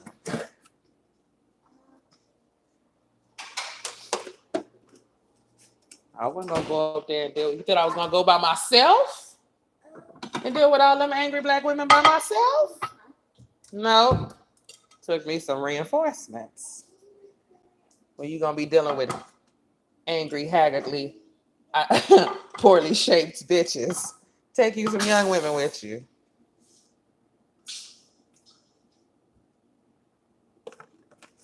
Shit.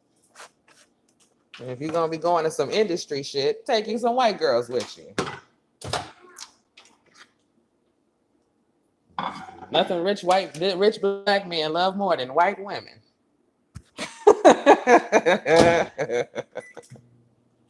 I took like 3 of my white homegirls to this, like, it was some rapper, some mansion party. I don't know if he claimed it was his house. I don't know if it was. It could have been written it because it didn't have no furniture, child. But who knows? It was a party full of women. It was on them white girls like what? Nobody else there. Now I can breathe and do what I want to do and network or whatever it is I'm gonna do and mind my business. And they'll be coming to me because I brought the white girls, and that's all these niggas care about.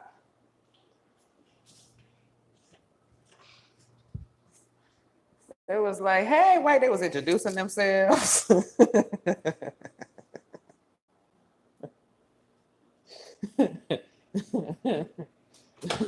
You supposed to be a thug. They let the black women come in there, don't say nothing to them. Treat them any old kind of way. Yeah, it's a beer in the back. Them white girls came in there, they were, hello. My name is Gangstalicious. Welcome to my humble abode. Would you care for a beverage? I said, y'all motherfuckers ain't shit. And I already know it.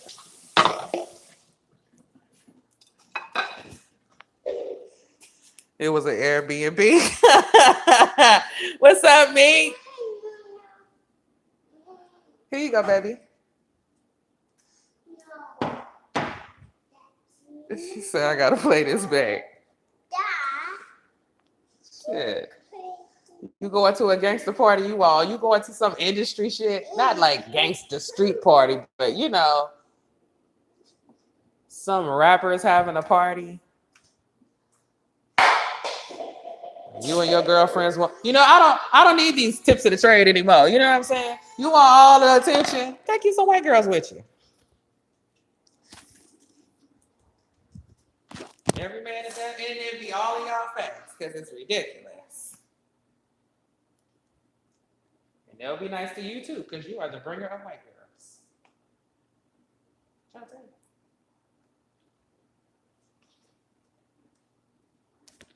Get some hospitality or something else. It's sad, but it's true.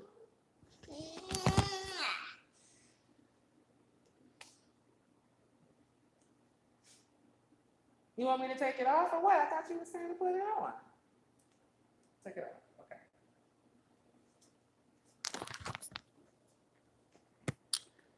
Or some Hispanic women. Mm-hmm. if you're gonna rob a bank, then you need Asian women for that, because they don't check Asian people ID in the bank. They do not check Asian people's ID in the bank. You can get away with so much shit if you Asian. You could just be a scamming ass scammer, because people just assume that Asians do not commit crime for whatever reason, and they will not thoroughly check your identification. They won't. They won't. If I ever embarked on a life of crime, I would get a whole team of Asians, because nobody's ever gonna check their fucking identity. Nobody. Asians have the most trust. What you want? Do you want the ponytail or you don't want the ponytail? Or you just want me to get off the phone? Everyone could be Medley and get a come up. Jay, everybody trust them. Like, I in the bank, if somebody would come in with their ID, and like, I was a banker, so that's all you do is just watch other people make transactions. You know what I'm saying? So if the person came in white, black, male, female, tall, short, whatever, they do this little check. Okay, make sure the signature the same. Look at the picture. Da da da da. If an Asian person walked through the door, they just check okay and go on with the transaction. They would never do. They would just. I just know that this person ain't scamming us. Don't be a college student. Don't be a little Asian girl with a college sweatshirt on. They might give you somebody else's money. You could literally walk in the bank and be like, I lost my ID. This is my name. And they will give you the money. I don't know what it is that you're asking me for, but that's what I'm trying to tell you.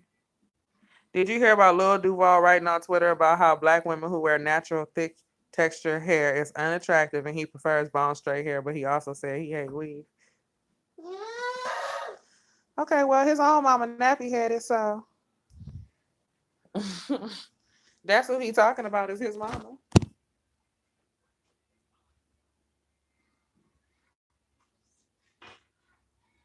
He's talking about his own mama.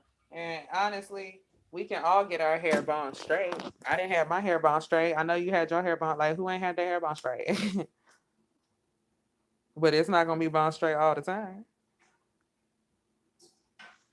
Girl, if Lil Duval and his little feet don't shut the fuck up, I wouldn't give a damn what his preference was. It ain't never gonna be my problem. Because at the end of the day, bro, you are not tall enough to ride none of these rides. None of them. You can't even reach the pedals, boo. So it wouldn't make a difference what yo child you do need a little hyena. That is what you need. You ain't like I said, they all gangsta on this internet. You're not gonna say that shit to nobody face though. You're not gonna talk to that shit to no black woman with some natural hair to her face. Now your boy did. He told that girl her hair was ugly and her hair was in the afro. I'd have socked that nigga in his mouth, but you know what? That's me. That's me, and that's why I don't hang out in LA like that.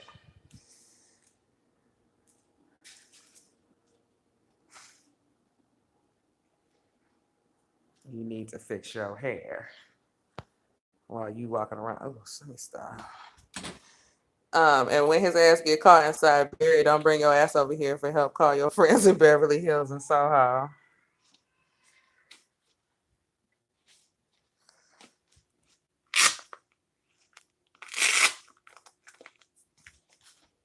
I mean, ultimately, it's like Lil Duval is a joke. There's a video I watched last night. I need to share it. It was a pastor talking about marriage, but he was talking about like different types of men and like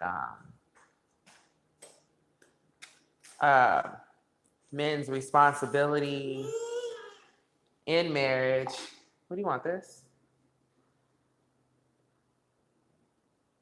Don't make no mess.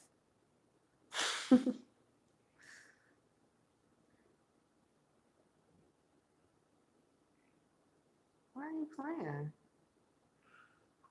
Why are you playing? I don't know. I gotta share it because I can't even. Pastor McDowell. McDowell.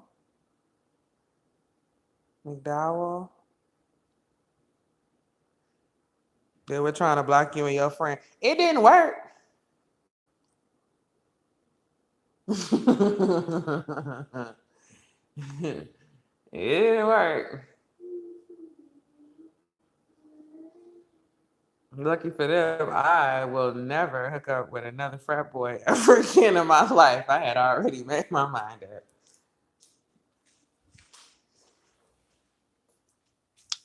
We did let them feed us, but that was it.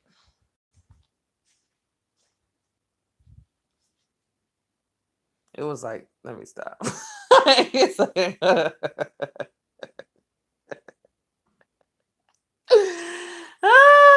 there was nobody left for them. They were like, what y'all doing after this? It's like 6 of y'all. It's just 3 of us. Yeah, well, guess y'all got y'all picked then. And my homegirls were like, they're old. And I was like, no shit. Yes, they are.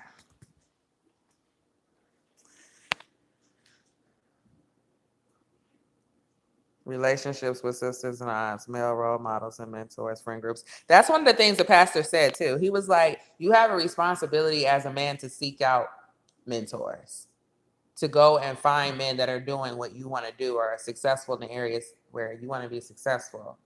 And, get up under them and get some type of tutelage. He was like, that's a responsibility.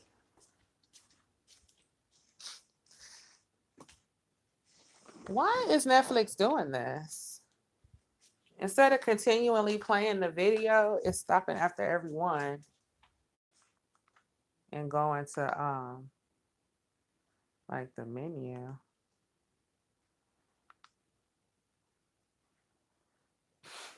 You want to finish watching Megamind? That's what you was watching last night.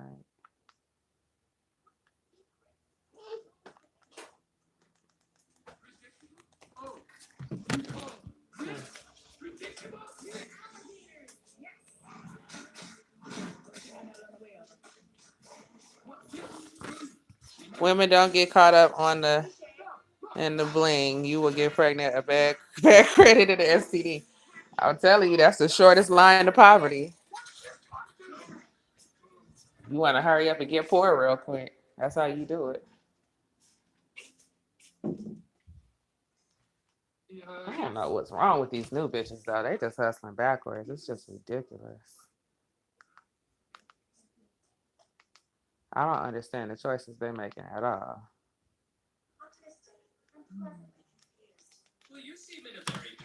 And they're getting a lot of bad advice. You want some more juice?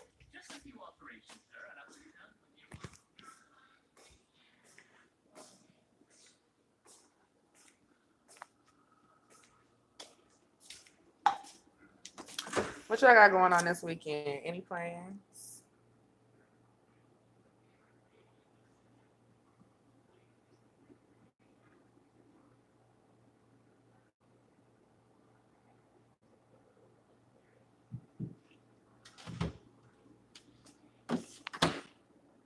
They get excited when a man buys them a steak dinner and a Michael Kors purse.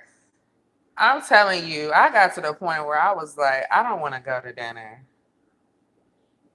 Don't buy me nothing. Leave me alone.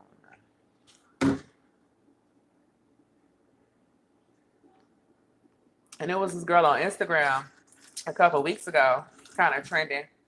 And she was like, if you ain't trying to pay my bills, leave me alone. And Derek Jackson and a whole bunch of other people started trying to go in on her. But I mean, her delivery might have been a bit brash. But what I thought she was saying was, if you're going to do anything for me, I'd rather you be helping me pay bills than handbags and going to dinner, perishable shit that don't help my bottom line. You know what I'm saying? And that's why I stopped going to dinner with guys, because it was like, it costs a whole lot of money for me to pay for this apartment. And I want to be in it. When I get off work, I want to be in it. You understand what I'm saying? Now, if I allow you to come over here and hang out with me in it, you gonna get the wrong impression. At the same time, I don't want to go to dinner with you because I have food in my refrigerator. Plenty of food in my refrigerator.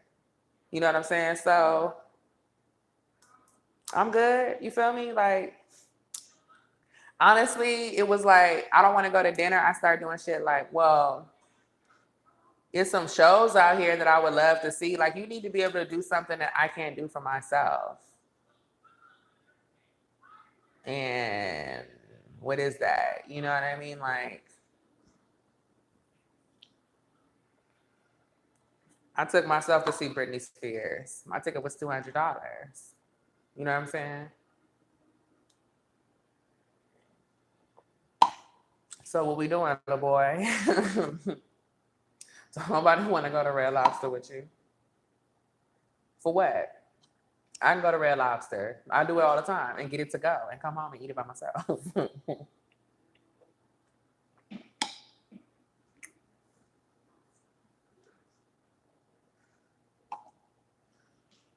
Now, you would think it ain't even about like how much money, because I would be like, I don't want to go to dinner, but can you come fix my tail light? You feel me?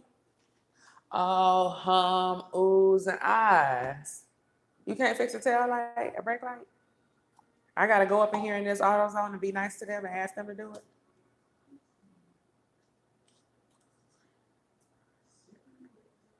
Never mind then, bro. You disqualified over a $7 tail light. You ain't even make it to the dinner. Right. Change the windshield wipers. It's like that type of shit. I mean, Derrick Jackson has a male point of view, and it's not even wrong. It's just male. You know what I'm saying? The type of information, though, that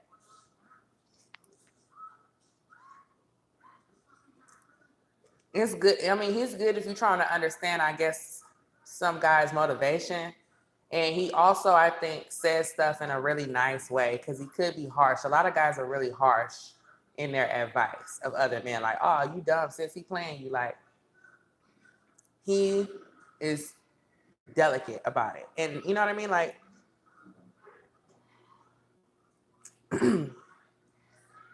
it's just, there's a whole, there's the like, what to do to if you're in a bad situation is one thing, but how to create a positive situation, or where to find a positive situation, or how to maintain a positive situation as a woman, I just don't see him having the ability to convey that, because that's never going to be his experience. You know what I mean?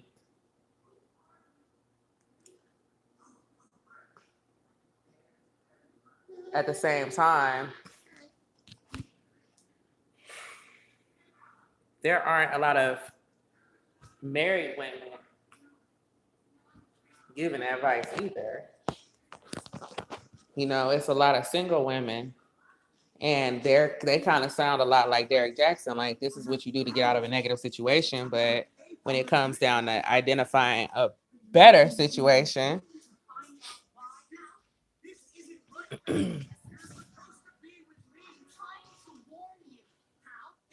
you know, even what Jay just said, as far as getting a mentor and stuff, like I'm saying, like he said the same thing that pastor was saying.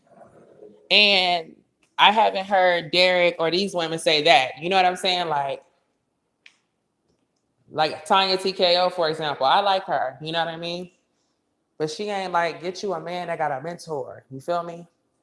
It's more so focused on what you don't want. And I feel like that should be the shortest element of it. That should be the fucking easy part. If your fallback game ain't developed, then you need to just work on that, because you're gonna need that shit regardless. Like, you ain't got no fallback game, you're gonna be screwed up out here in these streets. It don't matter who the man is. He could be Mr. fucking Wonderful. He gonna try you. You need to let him know that fallback game is serious. You ain't got no fallback game, you finna be getting played out here. Period. No matter who the man is, no matter what race he is, it just doesn't fucking matter. That's the short part. Like, period. End of story. It don't matter what the rest is. You know what I'm saying? It was some lady on here who she was like, it's unrealistic to look for tall men. Like, girl, if you want you a tall man, you can hold out for a tall man, but you ain't never gonna get no tall man entertaining short ones. So if a short man asks you to take you to dinner, just fucking say no. Period. Don't just do it just because. Don't do it. Don't waste his time. That's why they all running around here so bitter and angry. Because we entertain all the one. And that's the thing about the funny part of listening to the men sit up in a cave and talk about women and what we like and what we don't like. Women don't have no fucking standards. Women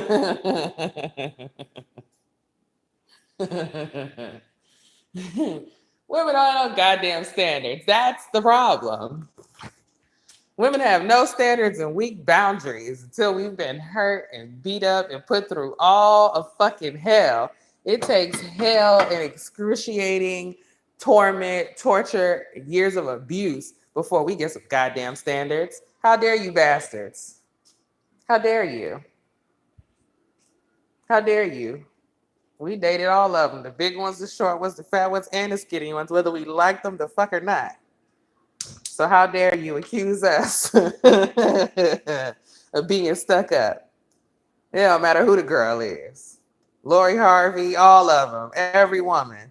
Look, Janet Jackson dated Jermaine Dupri. How fucking dare you complain that our standards are too high?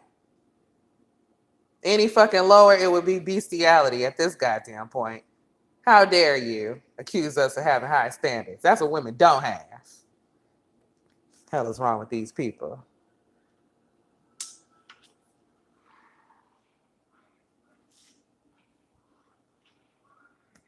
They don't be acting human. They don't look human. We dated them anyway. Then they're gonna sit up and complain about it. And then it's like you're a man. Like, you know what it is too, Jay? And Jay, help me with this. Do you think that all men are aware of like the privilege or the that's such a liberal word now. Every time liberals use a word, they make it dirty.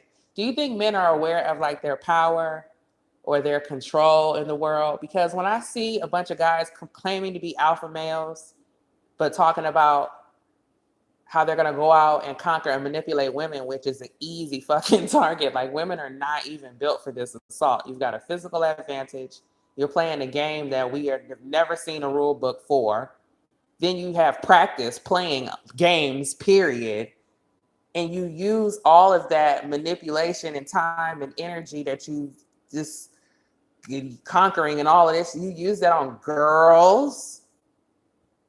Like, it seems like such a waste of your power. Like, if I was a man, I don't even think I'd be using my masculine power for like girls. How hard is it to get a girl? Is it really that hard to get a girl? Last message, we're on YouTube.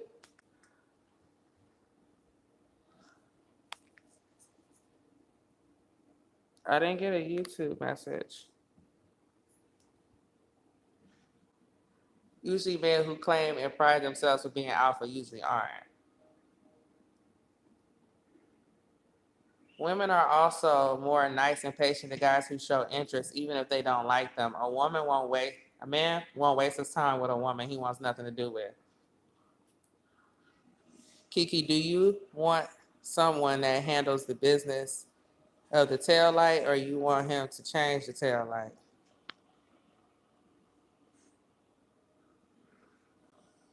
Well, what I know now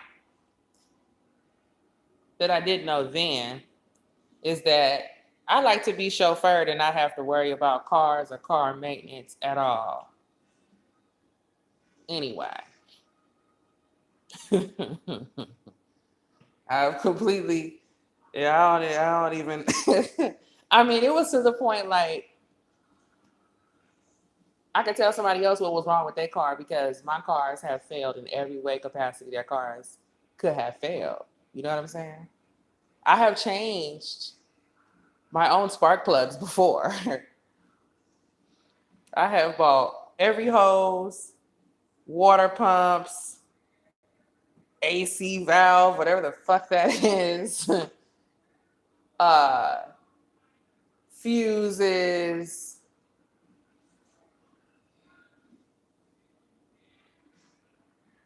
what they call the things, you know them little computer chips that go bad when you have them electronic cars. It's always something. Try everything. I guess I'm not alpha, but I never had a complaint. Ain't nobody got time for that. It's like you should be able to pull it in somewhere, you know. But I'm just saying, I had dealt with so much stuff with cars and like being, I've been on the side of the road so many times. My grandma kept me with the AAA, kept me with the premium account. If it wasn't for AAA, I wouldn't be here. I'm gonna tell you that right now. I wouldn't be here if it wasn't for AAA. That's real shit. Alpha men are who control their temperament and handle business. That's what the pastor said. He said, and it takes accountability. Being a man is about being responsible.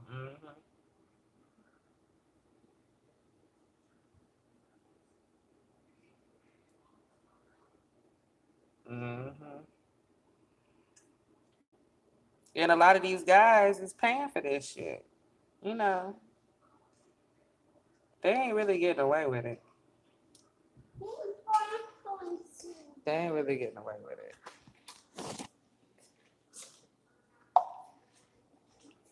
Joe Rogan is an example of an alpha male. Mike Tyson is beta. Mid-low. Just joined. I finally got a notification. I don't know why they won't give out my notifications. You know what? In the notification bell, you're supposed to be able to click all, but somebody told me yesterday they got it on all notifications and it's still not giving them all the notifications. I know how YouTube do. I'm lucky to still have a channel, so I ain't even complaining.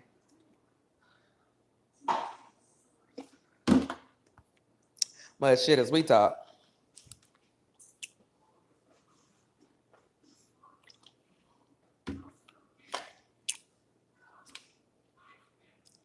I can't count on my hands how many times I was stuck on the side of the road. Girl, I had to change a tire in the snow before.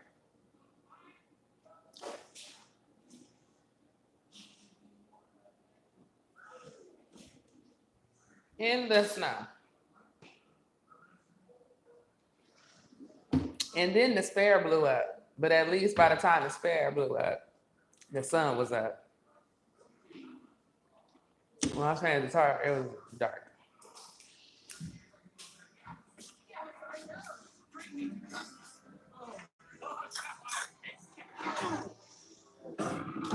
Whew.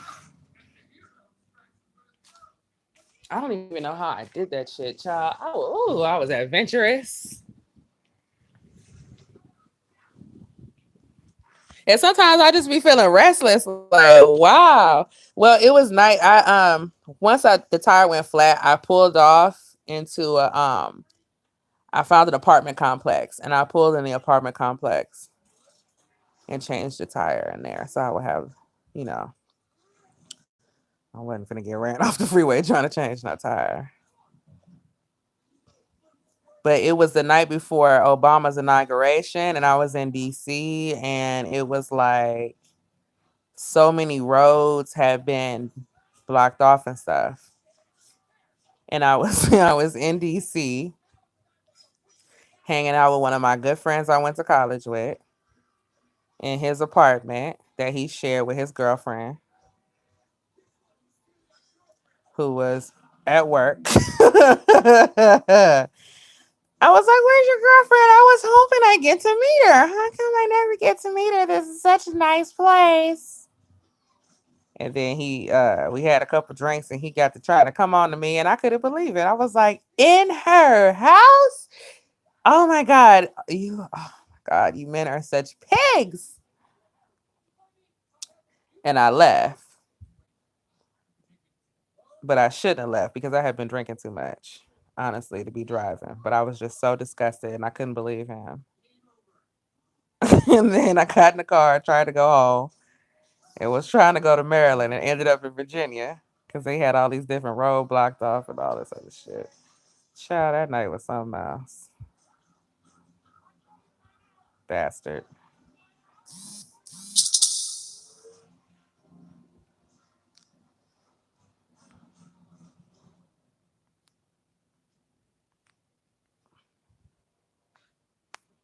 I tell you, these men are something else.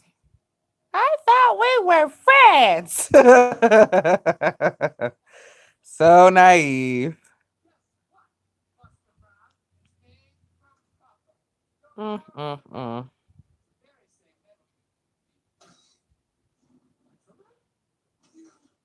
Like, who does that? In her house, child? No.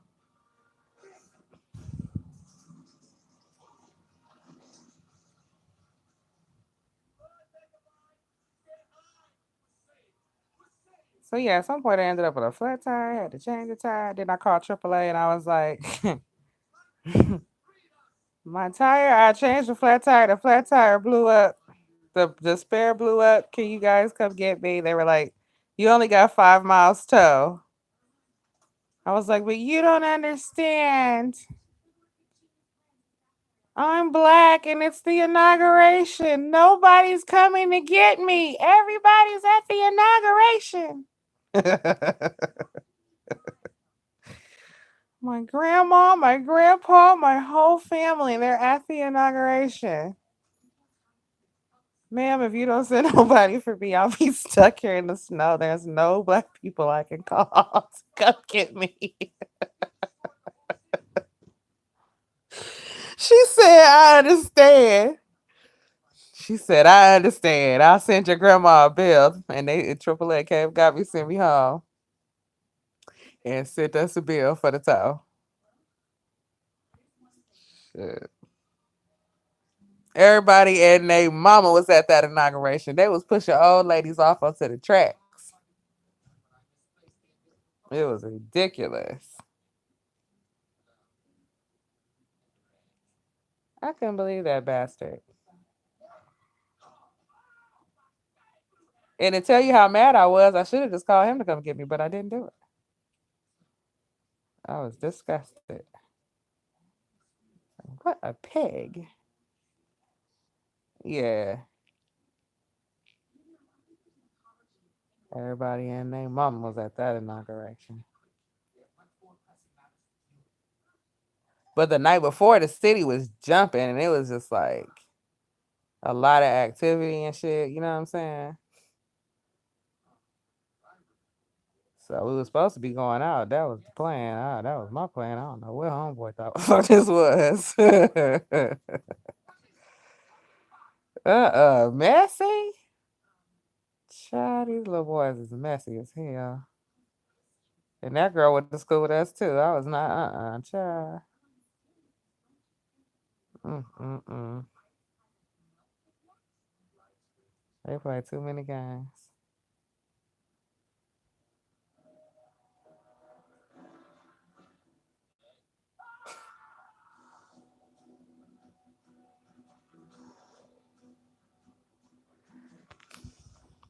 What y'all doing? Y'all at work?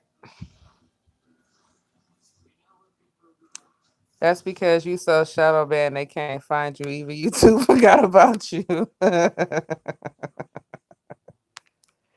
I'm not doing nothing to bring attention to myself.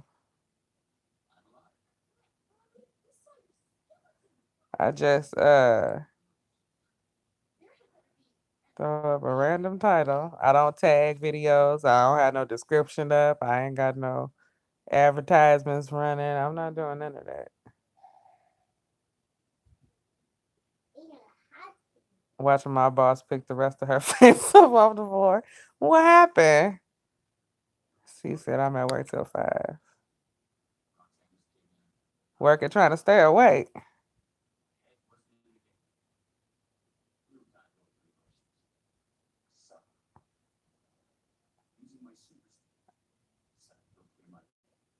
I just got back from my grandparents' house in the middle of nowhere, Virginia.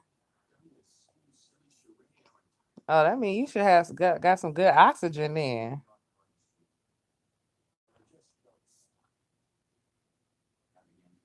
All them trees. They said the rainforest is on fire again.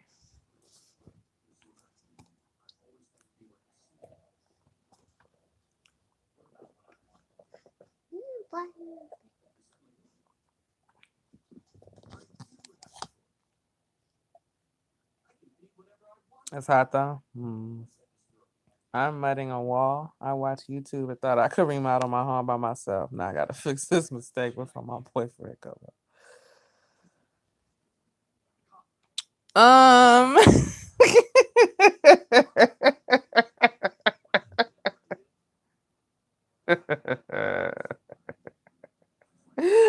That is so funny. You know what? That's okay, because at least you tried. And you know what? Sometimes you just gotta recalibrate. You know what I'm saying? You just take your time.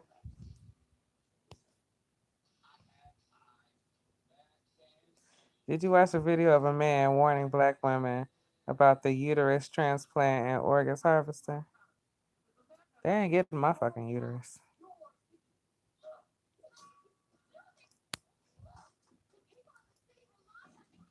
Breathing oxygen before cow farts cause global warming.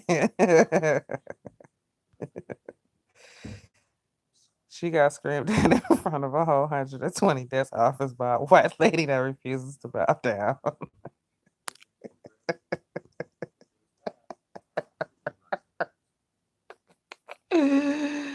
Ooh, wee. That is one thing I had to realize working in the office with white women is that, because honestly, white girls, it's shit that y'all do that we really be really offended and we think it's racist because the way that y'all come at us with a sense of entitlement. But you know what I realized about white women? Y'all treat everybody like that. Y'all do that shit to everybody. Y'all be at the grocery store demanding they open up a new line. Or you gonna get the manager, you gonna call somebody, you gonna write somebody. Y'all have high expectations and you demand to get back what the fuck you put in. And see, we not used to that. We're conditioned to put up with shit. We're conditioned to take as much as possible and work twice as hard and get half out of it. You know what I'm saying? We not used to being put on the pedestal or being appreciated and fucking valued. That's not our culture. And we ain't taught to say no either. When you work with a white girl try to get you to do her work. They sure will. And if you don't know no better, you be like, okay, thinking that there's gonna be some payoff and people gonna recognize that you doing more than everybody else. No. That's how we end up being the mammy in the office. But in their culture, they taught to outsource. We ain't taught to outsource. We taught to do every goddamn thing to make shit work harder and faster and be so goddamn super all the time. You know what the superhero get in the movie? Nothing. But blame for every goddamn thing.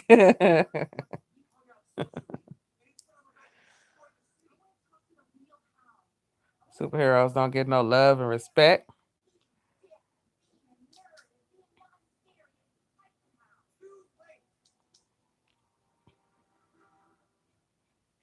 It's not okay. The city don't respect the superhero. Not in the movie. In the movie, the city complains. We be at work putting out fires and shit. They be complaining about that. Complaining about what? From what job the man was sending me emails. I would appreciate it if you didn't order this, that, and the third for lunch. I polled the people and I ordered what the people wanted for lunch. Sometimes you get your way, sometimes they get their way. What is the problem? Well, I'm the marketing director. I wouldn't give a fuck who you are. Your job is not to order food unless you want to order the food. You gonna do that? You gonna take over the job? You got to micromanage every fucking thing in here?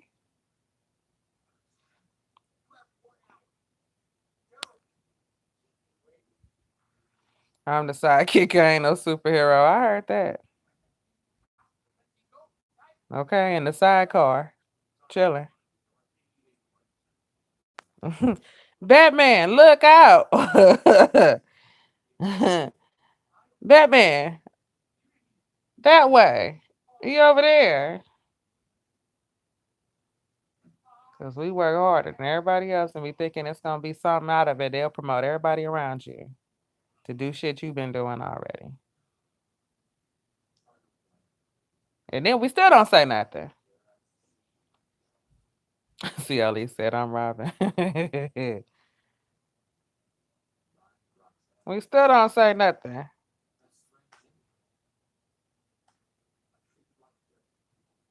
Till we get completely sick of it, and then we just like, I quit.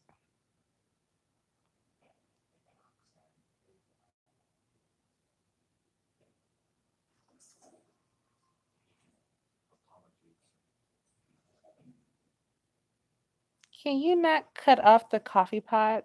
I'm still drinking it. Bitch, it's 5:30. Well, I drink coffee till I leave. Okay, well, I'm getting ready to leave. Now, if you want some more coffee, you can make you a fresh pot of coffee, and you need to clean up after yourself. What the fuck is wrong with you? Oh my God, she's so rude.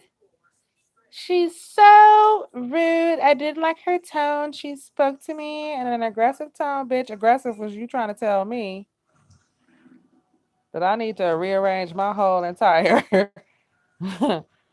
work cleanup process or whatever it is that I'm doing to accommodate you and how your coffee drinking habits. When you are one person and this is an office full of fucking people. I'm not your goddamn personal assistant.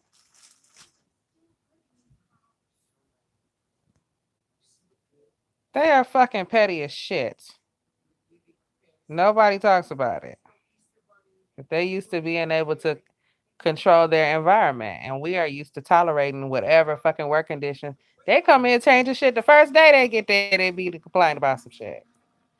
You guys are watching CNN in the break room, and I feel like it needs to be on the Weather Channel.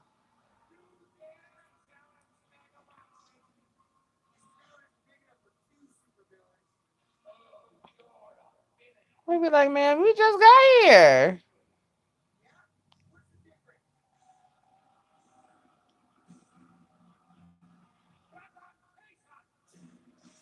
And that's how the fuck we need to be acting.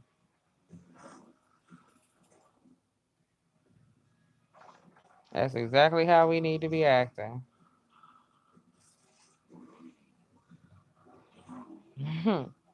We need to be going in there letting them know it's too cold in here. It's black people working in here now. You need to turn the damn air down.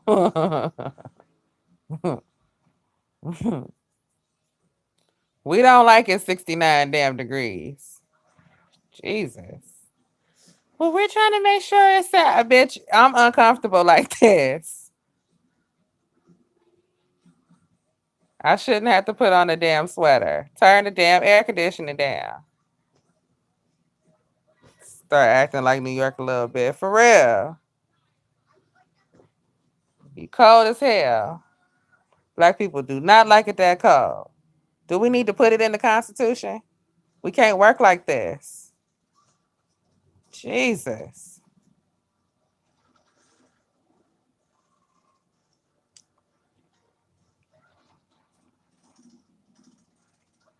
You know, I talked all that shit about working with white women and went and work with a bunch of black women, child. That was a whole nother fucking headache because them hoes was all in my business. From my outfit to how long I went to the restroom to who I was talking to where my car was to what time I walked in the door to what the shit. That bitches wasn't mind their business. Lord, ooh.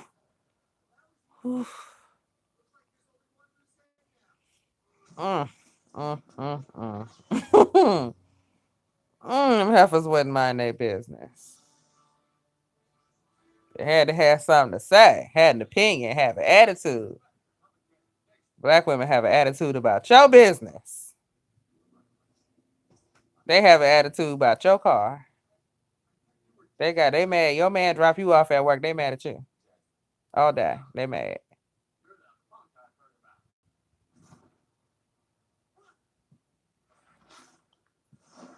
For real, I literally have to wear a sweater because they love when it's super cold in the office and all the blacks carry jackets and blankets. That's what I know. See, I already know this because this is an epidemic across America where black people are being forced to work in these Arctic conditions. Nobody talks about it. Okay. But everybody can talk about multiculturalism. Everybody can talk about uh diversity. Okay. But diversifying is not just adding black people to the workplace, but it is accommodating black people in the workplace. We should be able to wear our hair and our nails the way we want to, and it should not be fucking below freezing in the office. We cannot think in that. We can't think. We can't. We hate it. Shit. Except for right after lunch, because after you eat real good, for some reason, then that cold air be like, you know what? This cold gonna keep me awake.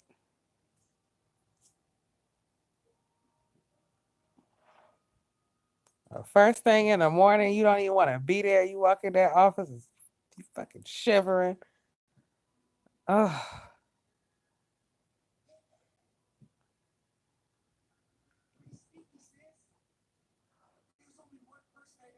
year round. It could be the winter time. It do not matter. We need some air climate control measures going on. They had a drag show at work. I said we should also celebrate Black History Month. They looked at me like, nah, you kidding me? See, said it feel like the North Pole. Keisha said not just y'all offices, their houses too.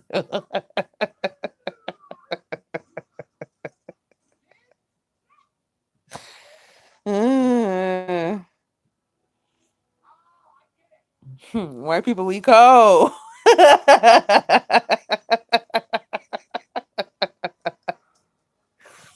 We is cold, white people. We need y'all to cut their hair down. It's too damn cold. Oh.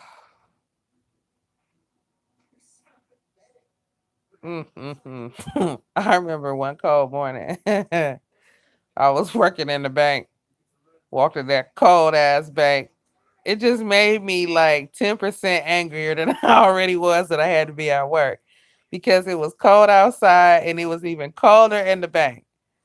And we had to go into the vault and it's like it takes two people to open the vault and then you got the service manager who we didn't even need her. It was something was wrong with the shit or something. So the other broad went to go get her to ask her a question or something. But the girl, I don't know. The service manager was a bitch. I don't even remember what she said to me. I just remember going, "Don't start that shit with me this morning." I had it. She was like, I said, "Yeah, don't start. It's too early."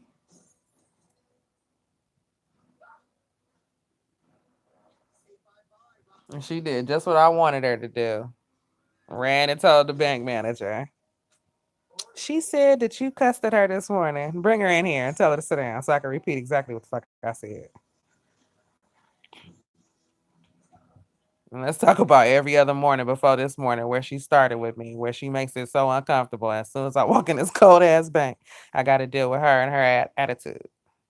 And I still don't even have my tag, my bank tag. I ain't got my business cards, none of that shit she was supposed to order. She ain't even doing her job while she all in my business first thing in the morning. She was like, I feel like you're being disrespectful. Don't make me get you together in this bank.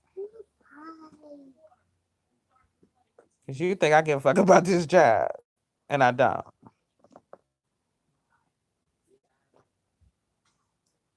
I done had all the shit I could take and I can't take no more.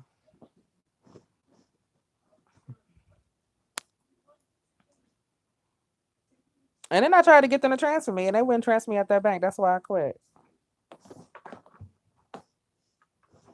You want to talk about fucking prejudice, child?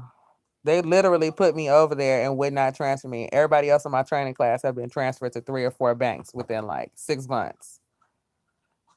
They was just bouncing people around. I don't even know why they would bounce people around. They wouldn't bounce me around now. They put me in a shitty branch and would not let me leave. And I had the highest grade, test grade coming out of that banking class. So what the fuck that tell you?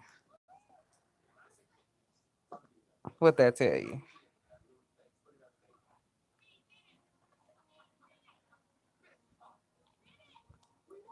They wouldn't even fire me. They made me quit. They wouldn't even fire me. They wouldn't fire me. They wouldn't transfer me. They wanted me to just sit there and be fucking miserable. And it's a goddamn Wells Fargo on every fucking corner. I was like, this place is hell. I'm out of here.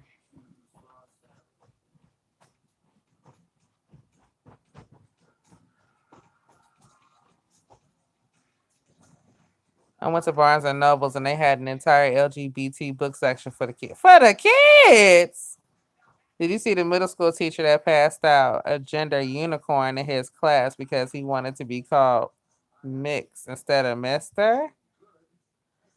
That's the game. I was also in banking and I saw it at my bank as well as other jobs.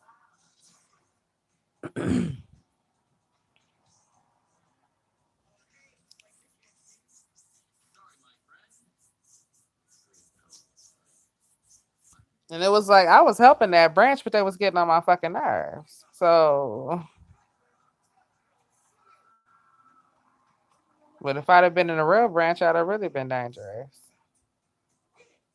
They knew what the hell they was doing because I was actually assigned to a bigger branch, and it was like, oh, ignore that. You're not going there. You're going to this shithole right here.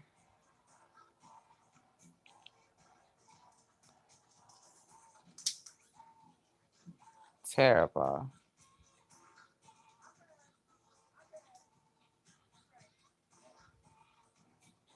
But I don't know if he was transitioning or what. That district manager, he was this bald black dude to carry the purse. I don't know what the fuck he had going on.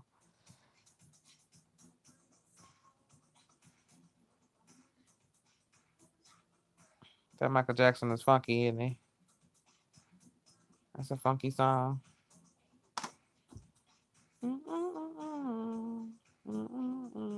Shama.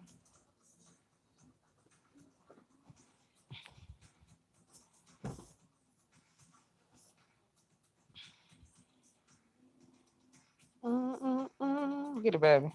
Get it, baby. Get it. Because I'm bad. I'm bad. You know it. I'm bad. I'm bad. You know I'm bad. I'm bad. You know it. You know what I'm asking right now just to tell you what's here. Who's bad?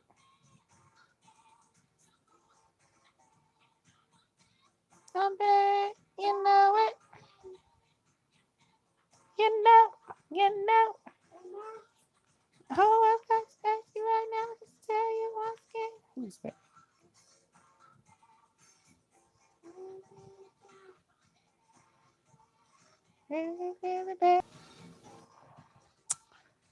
Yes, Proud Family coming back. I'm so excited.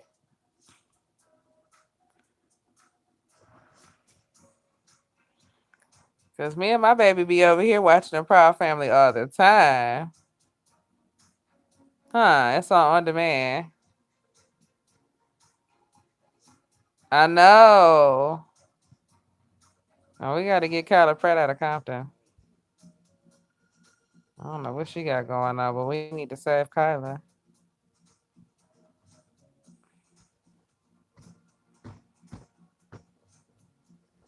Mwah.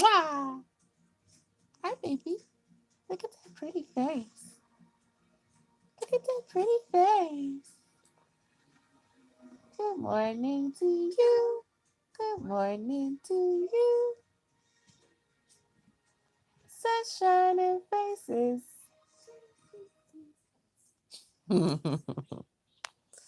Kyla Pratt is on Black Ink Crew Compton with her Compton boyfriend slash tattoo artist who is opening up his shop called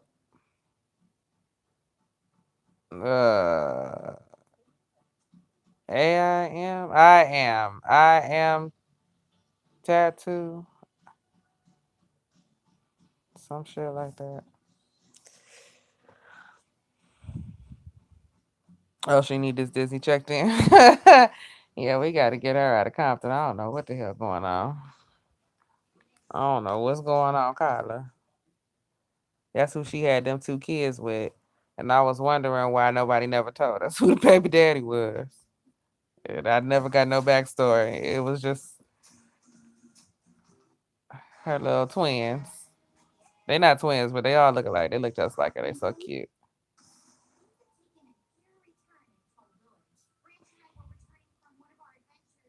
Mm-mm-mm. Both of them need to get out of Compton. And then the whole premise behind the show is, should we be opening up a tattoo shop in Compton? No, no. There's your answer. There's no. What do you guys think of Normani? I think that Normani, okay, as a pop star in the pop star sphere, I think that she's super pretty. I think she is a hell of a dancer. I think that she has good stage presence and she could be a contender. However, I think Normani does not have her own sound. I think Normani cannot sing. And when I say can't sing, I mean it ain't bad. You know what I mean? I mean, you're like Tinashe, Sierra, those girls. You know what I'm saying? But if you gonna be walking around here and you can't really sing like that, you have to be stylized. You have to have your own style, like Rihanna. You cannot come out here and sound like I can't. I don't know who that is singing if I'm not looking at you. It could be any one of these girls. You know what I'm saying? And it's like honestly, Black Twitter is pushing Normani.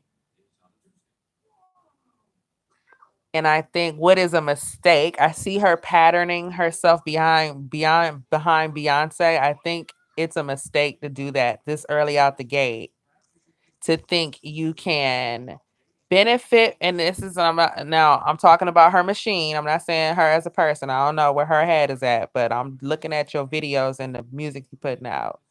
What you cannot do is come out here and make music that caters to white pop or mainstream pop audience, basically, right? When your actual fan base is the Black Twitter fan base right now.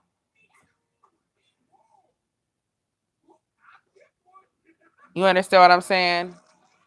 You're going viral because of Black Twitter, but you're putting out pop songs. You have to be careful with that shit because eventually you're not gonna hold them, and you don't have a pop fan base. Them Ariana Grande fans and shit is the same ones that was calling you a monkey. So don't do what you see Beyonce and Rihanna and them motherfuckers do. Don't do what you see them do because they light skin. You can't do what they do. You have to come out here, do some shit with Trey Songz and Chris Brown and Ty Dolla Sign and whoever that, you know what I'm saying, DJ Mustard, and get you a more hip hop sounding sound. You know what I'm saying, and make hip hop music and come out here and pop, lock, and bounce today. I don't even see the point of you coming out here. Child. It's taking her too long. This is the amount of time that she has had long enough. She been here long enough.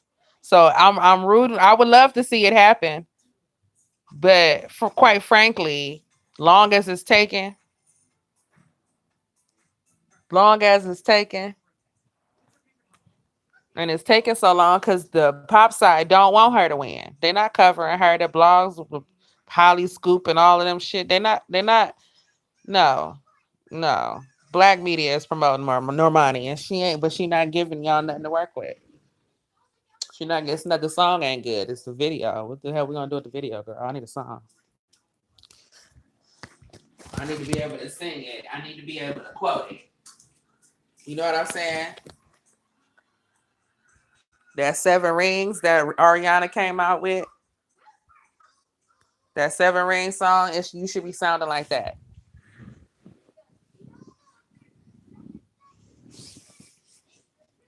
Yeah, she's not gonna cross over the mainstream pop. The only way for a black artist to cross over the mainstream is to start off with hip hop first. It's never been done any other way. Unless you are Macy Gray or somebody. Not necessarily hip hop, but urban. You know, Mary J. Blige came from urban R&B music.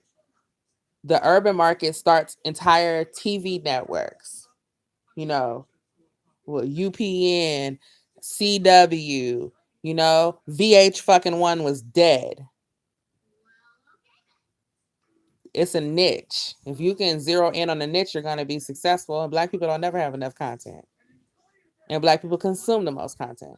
So if you target the urban audience, you know what I mean, and you do it right.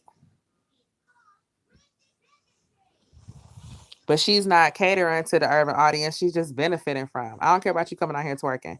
I need a song. You ain't giving me no song. That's why I can't Tinashe be like, it's because I'm light skinned. No, Tinashe, it's because you ain't getting no songs out of you. It's not good quality songs. And then you think you can jump or hang out with Britney Spears and that's going to help you. Britney Spears can't fucking help you. Britney Spears has an audience of people who have been listening to her music for 20 years and they don't give a damn about you. You need to be trying to appeal to teenagers.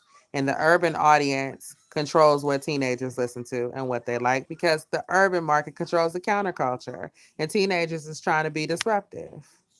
It's like duh, duh, duh, and duh. Duh. Shit. Or Normani, if you ain't gonna do that, then you gonna have to date one of these mumble rappers, girl. Get you a boyfriend with tattoos on his eyelid. You gonna have to do something. And shit's still too squeaky clean, girl. I ain't buying it. I ain't buying it. It's too clean. You know, just from a marketing perspective. But we rooting for you to win because them Fifth Harmony bitches is we saw how them hoes did you. We want you to win, girl. But you gotta come to the Negro meeting. You can't just skip the fucking meetings and shit and do what you want to do.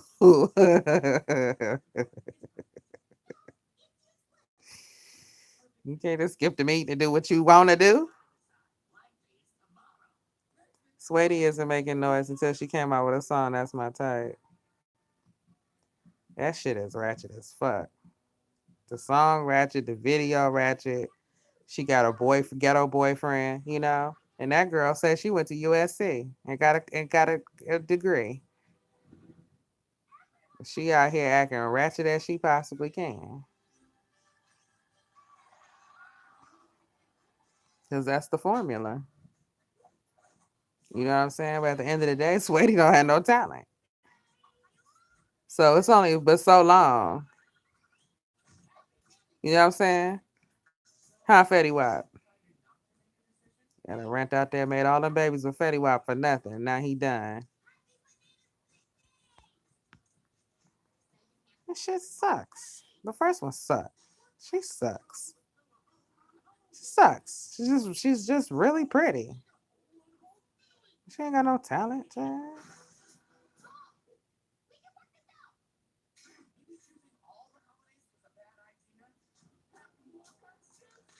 I'm finna get out of here. I want some steamed rice or something. Some fried rice, some egg roll.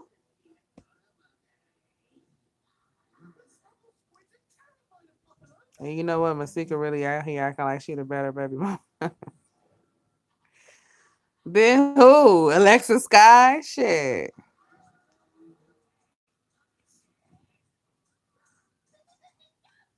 Oh, Masika Kalasia, girl. Only person more ghetto than you is Malaysia Pargo.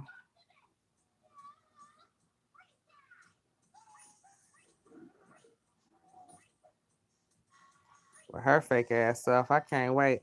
I, I don't know who it is I don't like more between Jackie and Malaysia. I really don't know. So I feel like I'll just side with whoever win the fight.